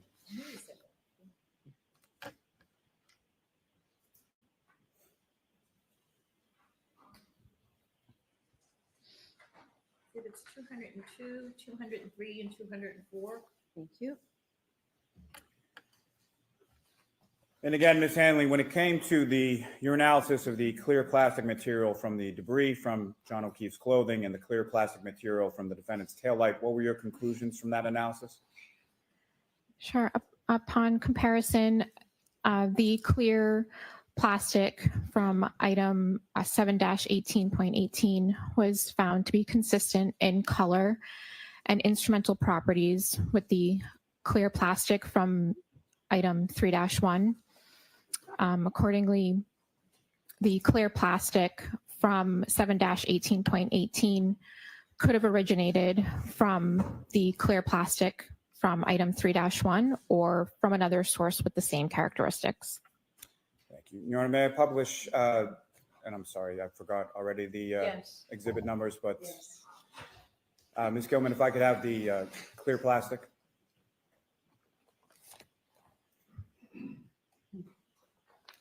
And Ms. Hanley, can you describe for the jury what we're looking at in this, what's up on the screen right now?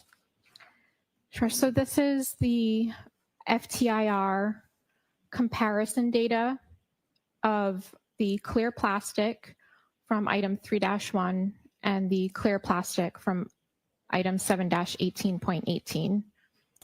And Ms. Hanley, if you could, using the laser pointer before you, if you could direct the jury's attention to which is which as far as the top and bottom. Sorry.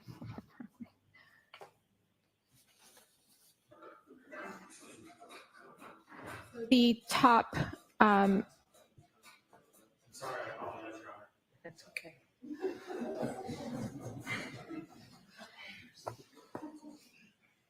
the top spectrum is item 3-1 and the bottom spectrum is item 7-18.18. And Ms. Hanley, when you're comparing these two, as far as the data that you receive, what is it specifically that you're looking at in your comparison as far as the data is concerned?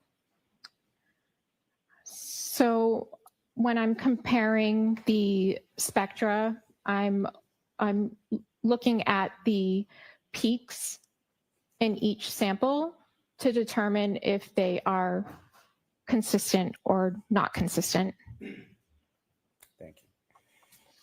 And if I could turn your attention to the red plastic material from the debris from Mr. O'Keefe's clothing and the red plastic from the passenger side taillight of the defendant's vehicle, what did you conclude in your analysis there? So upon comparison, the red plastic from 7-18.18 was found to be consistent in color, microscopic appearance, and instrumental properties with the red plastic from item 3-1. So accordingly, the red plastic from 7-18.18 could have originated from the red plastic from item 3-1 or from another source with the same characteristics. Thank you. And Ms. Gilman, if I could have the red plastic data. And Ms. Hanley, directing your attention to the screen again with the laser pointer, if you could delineate for the jury as far as which set of data is associated with which item. So the top spectrum is item 3-1 and the bottom spectrum is item 7-18.18. And again, if you could just direct the jury's attention with that laser pointer to the areas as far as the data peaks and valleys that you're looking at in comparison of this data. So when I'm comparing them, I'm comparing the peaks to each other in each of the spectra to determine if they are consistent or not consistent. And in this case, you found them to be consistent. Is that correct? That's correct. And Ms. Gilman, lastly, if I could have the microspec data. And Ms. Hanley, if you could describe for the jury, please, what are we looking at in this particular data set? So this is the comparison data from the microspec of the red plastic from item 3-1 and the red plastic from 7-18.18. And as far as the data in any microspec, but particularly this one up on the screen, using that laser pointer, could you illustrate to the jury sort of what these individual lines or what this data means? So these are the samples that I ran, and they samples that I ran from item 3-1 and 7-18.18, and the spectra are overlaid in order to determine, to look at it and to determine whether they have a consistent or not consistent pattern. And from overlaying the data from the pieces of plastic from Mr. O'Keefe's clothing and the pieces of plastic from the defendant's taillight, what do you observe as far as from overlaying those two sort of data points? So I determined that they had consistent microspec data. Again, if you could just remind the jury as far as the microspec data, what type of data is that? So the microspec, it analyzes samples that have color. So it provides information of a sample's dyes or pigments. Thank you very much. Ms. Gilman, you can take that down. Thank you, Ms. Hanley. I have no further questions, Your Honor. Okay.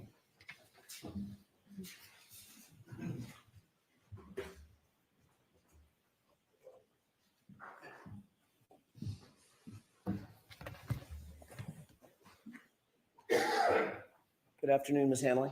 Good afternoon. Nice to see you again. We met about a year ago.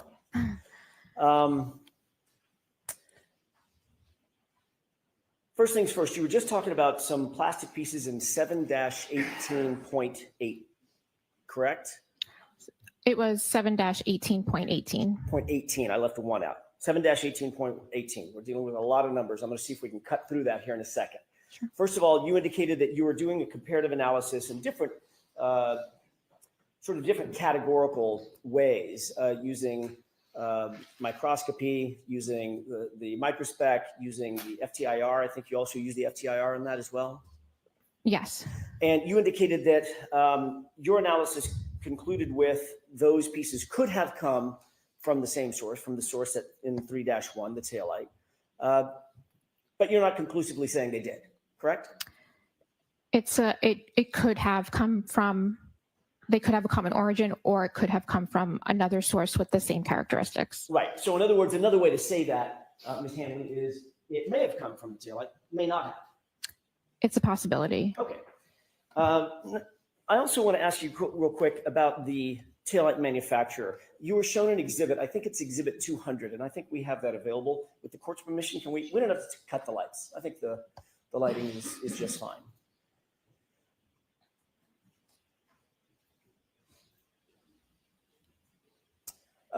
This is exhibit, or a photograph of exhibit 200 that you saw just a second ago. Quick question about that. In your inspection of that taillight, it's true, is it not, that that is manufactured entirely of plastic or plasticine pieces? There is no glass in that taillight, correct? I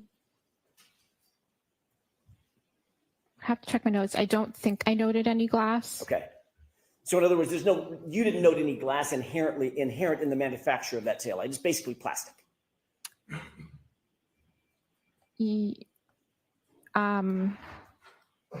Yeah, I think most of the parts were plastic. I'm not 100% sure if the entire thing was plastic. There may have been other material, but portions were plastic. But you certainly didn't see any glass inherent in the manufacture process. I'd have to double check my notes, but I don't think I did. Okay. Do you want her to check her notes? Why don't you? Are your notes in front of you? Yes. With the court's permission. Sure.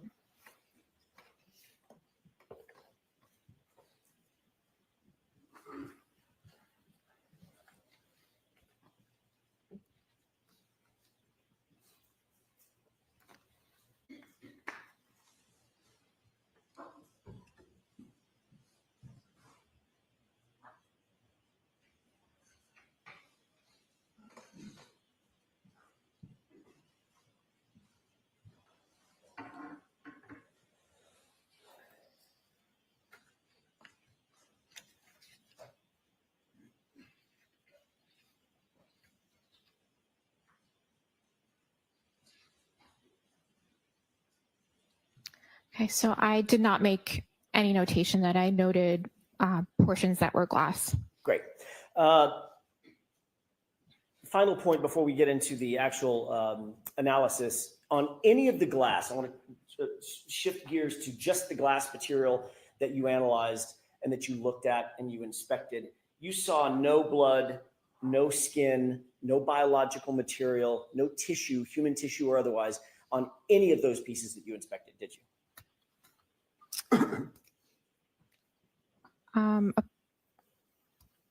Upon examination of those items,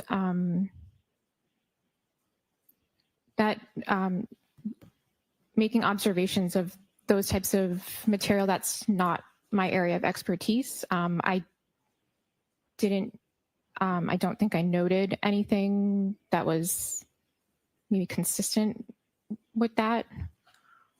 So in other words, even though you're not in the bio material expert section of the lab, you certainly would have noted if there was skin or biological material or obvious blood on glass pieces. You're looking at them in many cases through a stereo microscope, correct?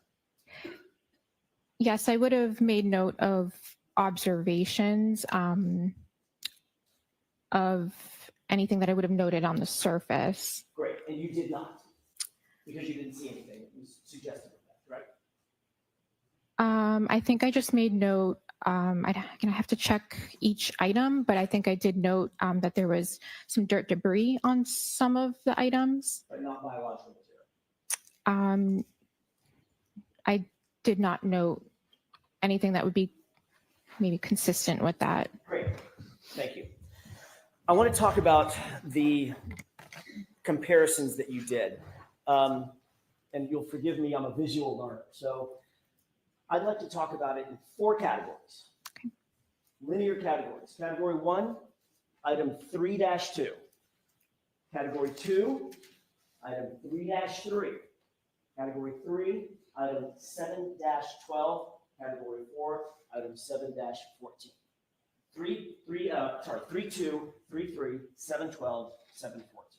Can we talk about them in those particulars? Sure. Okay.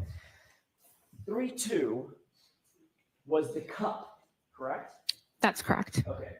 And I'm going to use the word cup rather than glass for obvious reasons. You can get confused by that. So when I say the cup, do you know what I'm talking about? Item 3-2. Great.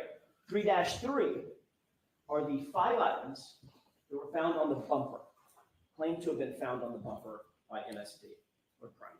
Okay? Yes. 5 items, A, B, C, D, and E, correct? Correct. Item 7-12 are 9 items, glass items, that were recovered at 34 Fairview by Trooper Buchanan in an evidence envelope, correct? So sustained as to who they were recovered from. Sure.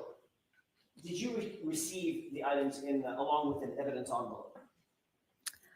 I need to double check if it was an envelope, but I received it packaged. Okay. And the packaging normally, under normal circumstances, the packaging comes with labels. It gives you reference about where things came from. For instance, when Mr. Lally asked you, were you aware or did you become aware that items were claimed to have been found on the bumper? You didn't actually find those items, but that was the description you were given, correct? That was the description of the item in our limb system. Okay. And going back to 7-12, that's our 3rd category. Was that described as 9 pieces of glass that were found at 34 Fairview by a sergeant by the name of Buchanan? Or do you recall that? I am not sure who recovered them. Or what it said on the evidence envelope? That's what I'm asking. I would have to check my photos to see if it says that. We'll get to that in just a second, but fair enough. 7-12, 9 items, A, B, C, D, E. And if my memory serves, I, K, and L. I'd have to refer to my notes to. Can you please? Yes.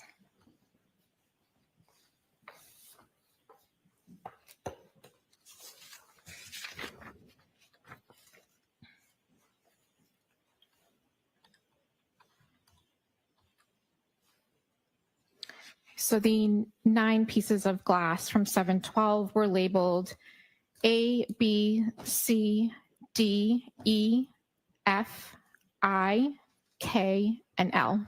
Great. And then finally,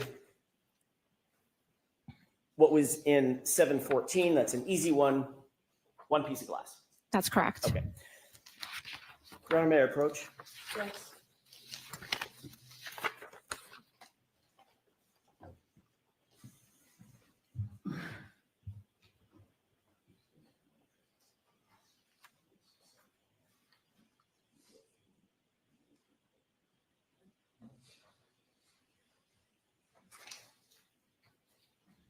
If I could, Ms. Hanley, I'm going to hand you photographs. That should be 2 photographs of the exact same thing. Do you recognize what's depicted in that photograph? I've never seen. I did not take this photo. Understood. So I'm not. I haven't seen them, so I don't know. So I'm asking you to look. I know you haven't seen that photo. Does it look like the cup? It looks consistent with the cup. Okay.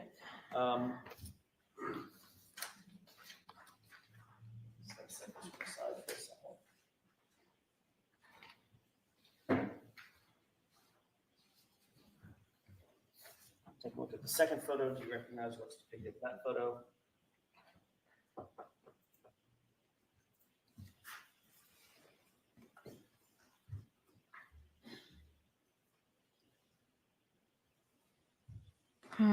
I did not take this photo. It appears to be a photo of a container that another analyst took a photo of item 7-12. And item 7-12, once again, included plastic pieces and 9 glass pieces, correct?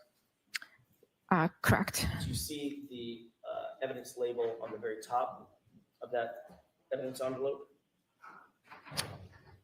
I'm not sure which label you're talking about. The one under the red tape. Yes. Does that appear to be a label marker that's done to maintain chain of custody?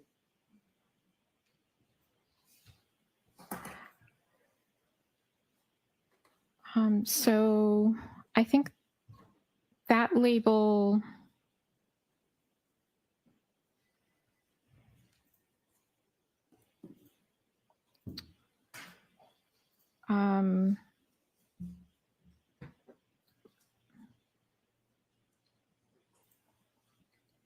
Sorry. Sure, can we bring these over to the Sure.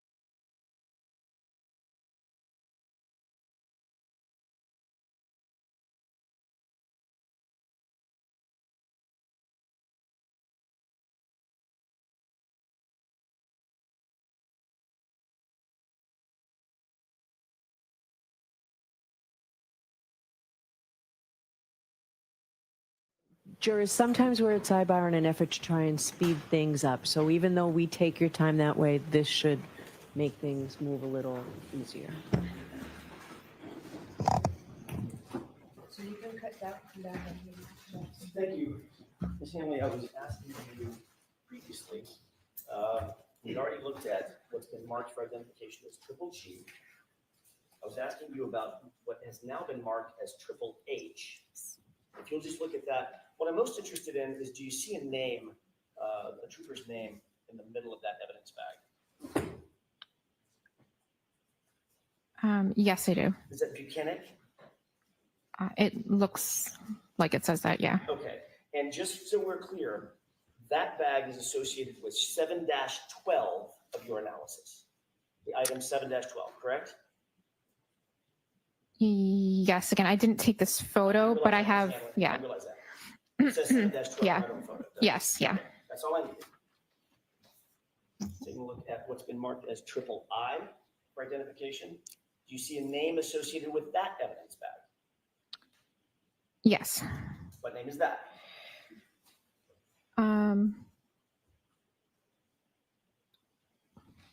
It's actually a little hard to read. It looks like it says, it could say Trooper Proctor. Okay, and that is associated with 7-14, our fourth category, correct?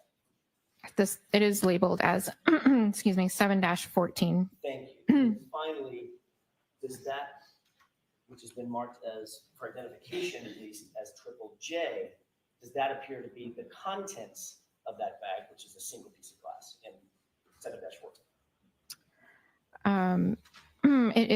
This appears to be the photo that the analyst prior to me took of item 7-14. And that would be analyst Valier. Correct. You see her initials there. Yes. Okay, thank you. So the four categories, just so we're clear and we can stop using so many numbers because they can get confusing. 3-2 is the cup, right? Yes. 3-3 is the bumper glass, correct? That is correct. 7-12 is the Butnick glass, correct? You just looked at it. Yes. Okay. 7-14 is the Proctor glass, the single piece, correct? Correct. So when I make reference to those items by those names, you'll know what I'm talking about. Yeah. Yes. Hesitant. No, I just, I'm just used to referring to them to the item numbers, but I will try to stay with you. My brain will melt if we continue that way. Can she do it both, Mr. Jackson? Sure. Any way that you wish. I have another document that I would like to approach with, if I could, with the court permission. Okay. Thank you.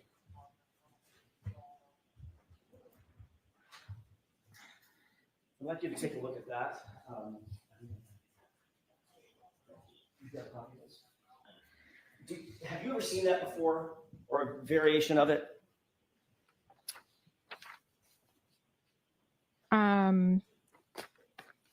Yes. Okay. Saw it last year, correct? Or something close to it last year? Yeah, it looks consistent. Okay. Okay. If there are any others, Mr. Jackson, why don't we bring all the This is it.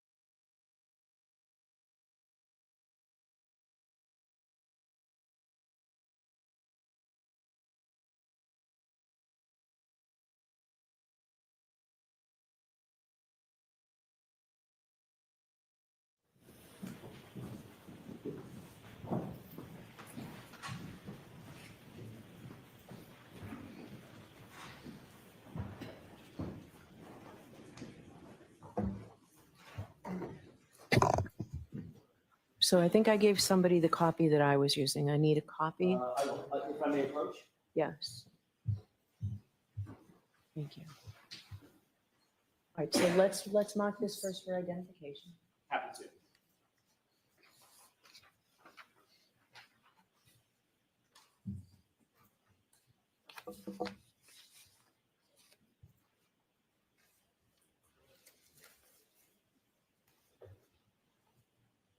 KKK for ID.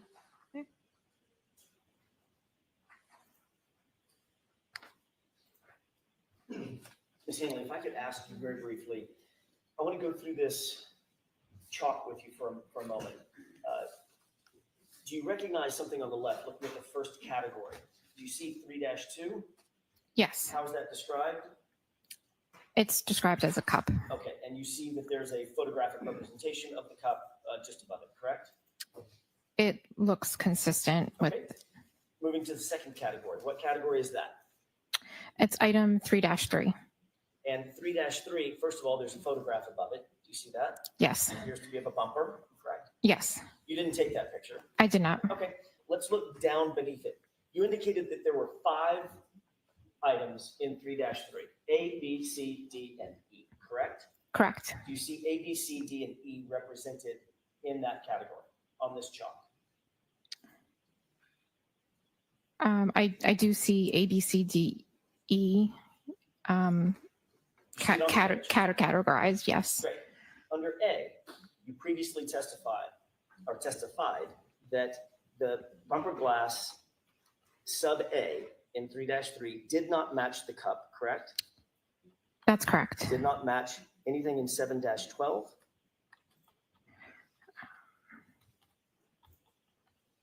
Sorry, just give me one moment.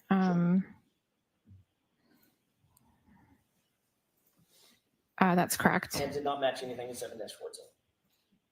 That's correct. And you see those represented by sort of the international symbol for negative, correct? A circle with a line through it. Correct? Yes. Okay. Under subcategory B, glass B, or item 3-3B, did not match the cup, did not match 7-12, did not match 7-14. That's correct. Is that accurately represented on the chart? Yes. Finally, with regard to E as an echo in that same item, 3-3, you see that there is a green indication that glass recovered by Proctor does match, or did match in your analysis, or was consistent with the item in 7-14, correct? It was consistent microscopically and instrumentally. Does that accurately reflect that finding on this chalk? Yes. Okay, now turning to category 3. There were 9 pieces of glass that you looked at, correct? Correct. A through F, I, K, and L. Is that right? If I could just reference my report to make sure. Of course.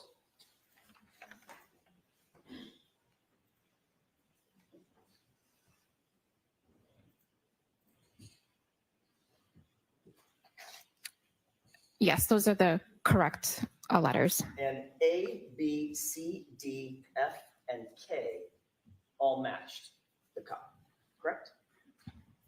Again, I would just need to confirm with my report. Take your time.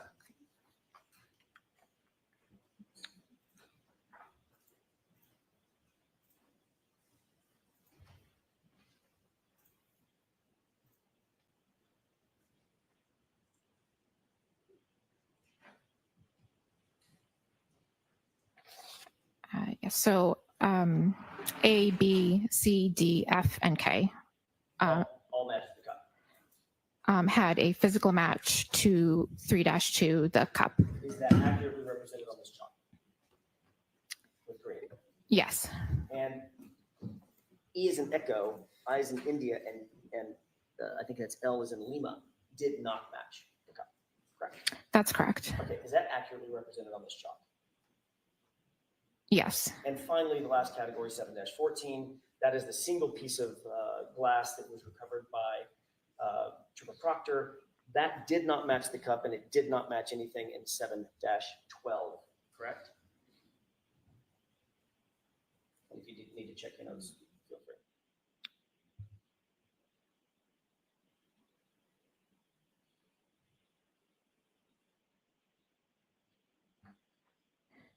Yes, that's correct. Is that accurately represented on the chart? Yes. Your Honor, I would move for the admission with the amendment that the court indicated at sidebar of triple K. Okay, I'm going to allow it in. 205. 205? Yeah. Your Honor, the court indicated that they would like to see us before anything's published to the jurors. Okay, come on over for a second.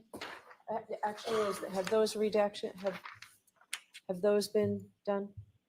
It has been done, Okay. and I was going to explain at sidebar. All right, then come on over.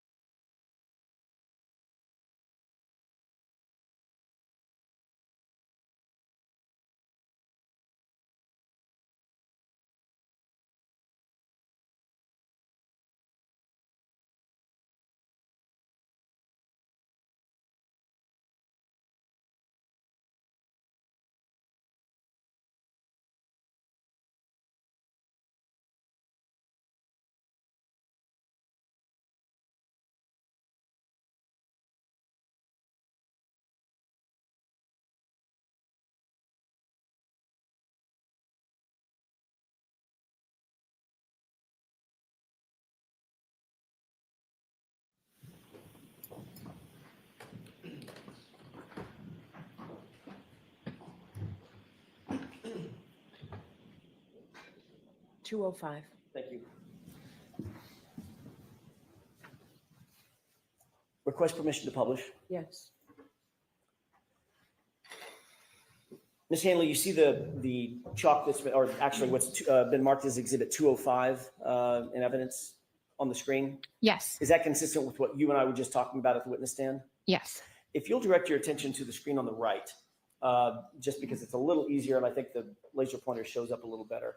Do you see the 4 categories represented in this exhibit?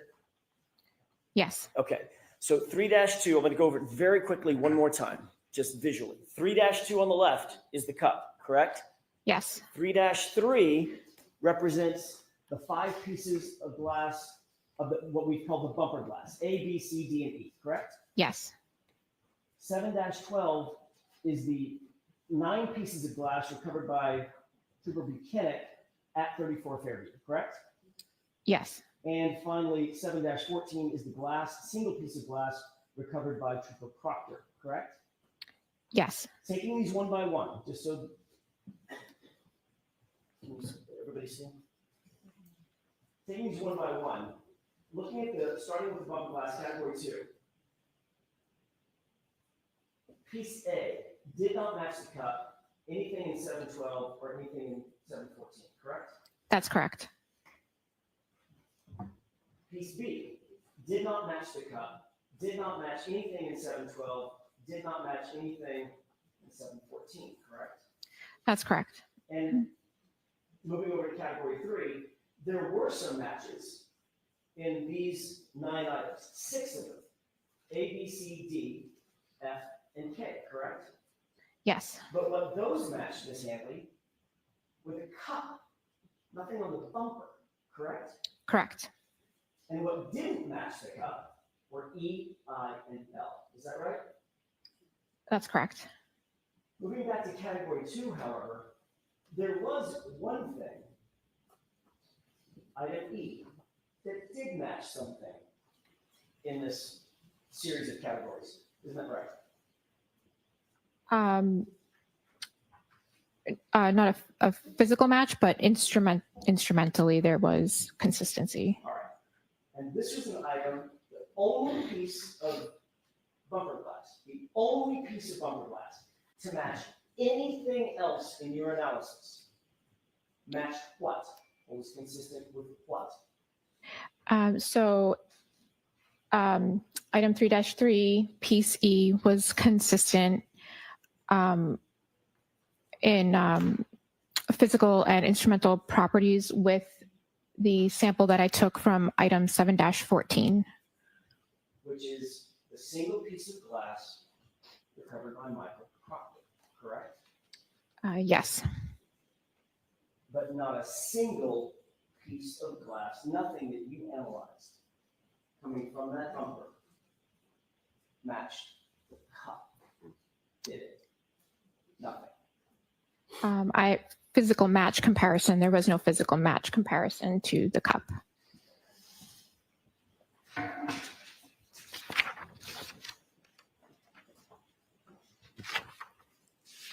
we done with this, Mr. Jackson? We can take this down, Your Honor.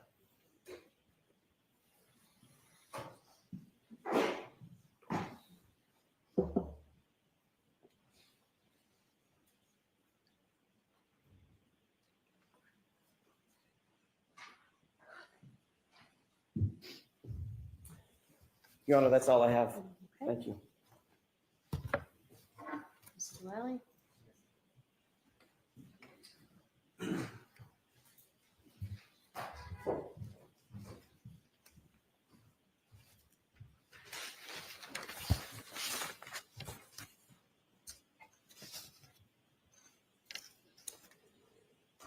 Now, Ms. Hanley, as far as you were asked some questions on cross-examination about biological pieces or tissue or things being on the glass, and you referenced that that was done in another unit, correct?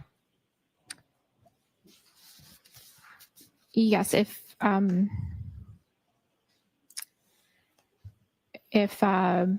that type of examination was needed, that would be done in a different unit. I'm going to allow that, but next question. Which unit would that be conducted in? Objection. So the objection sustained. You need more, Mr. Lally, before you move on. Now, as far as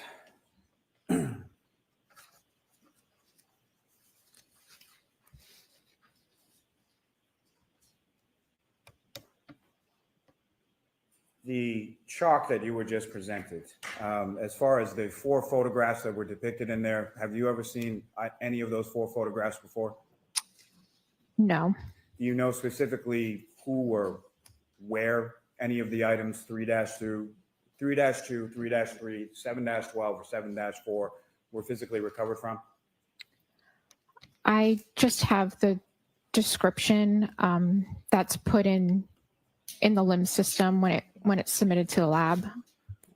And do you know that 3-2, the drinking glass, was recovered by the Canton Police Department on January 29th, 2022?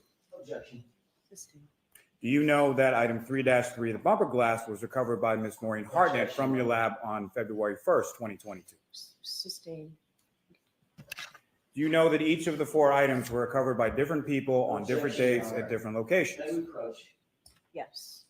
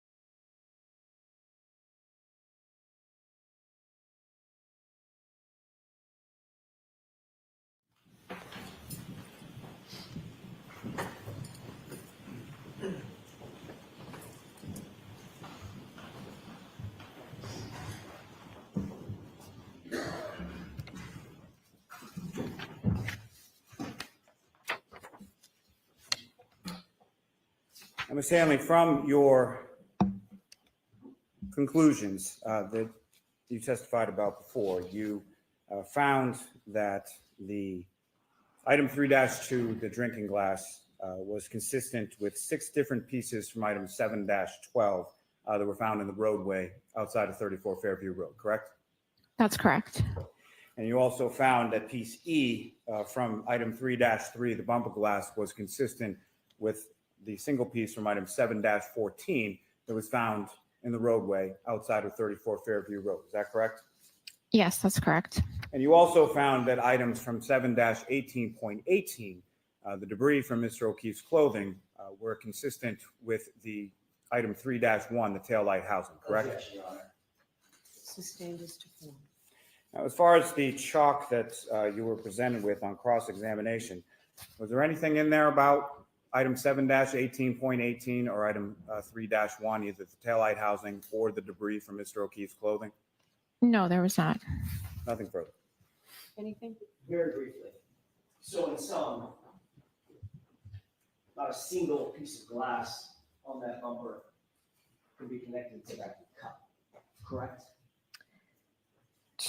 There was no physical match to the pieces that I compared for physical match from the bumper. There was no physical match to the glass cup 3-2. Thank you.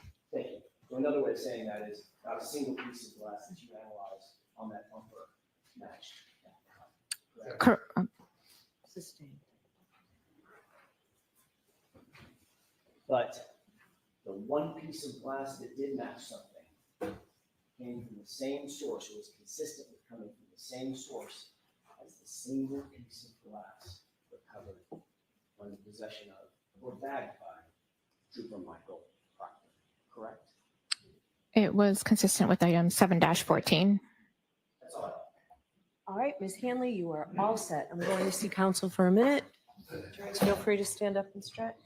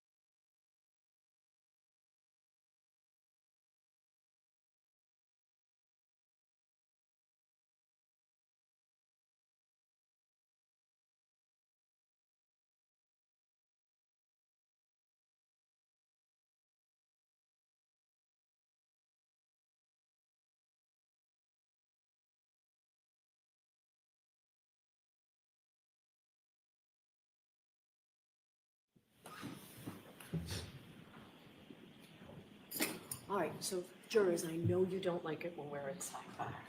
We don't like it when we're at sidebar, but I can tell you that after speaking to the lawyers now, we're ahead of schedule.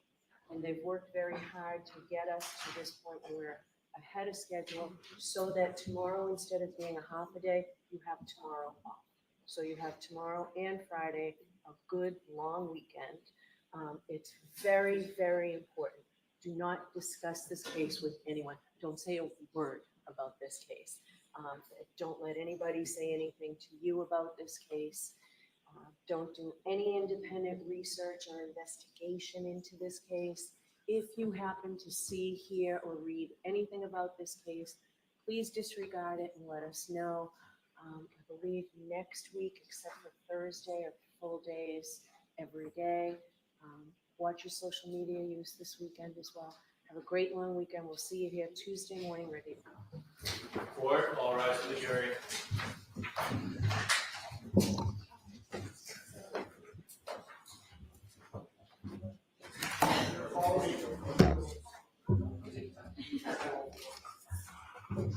Goodbye.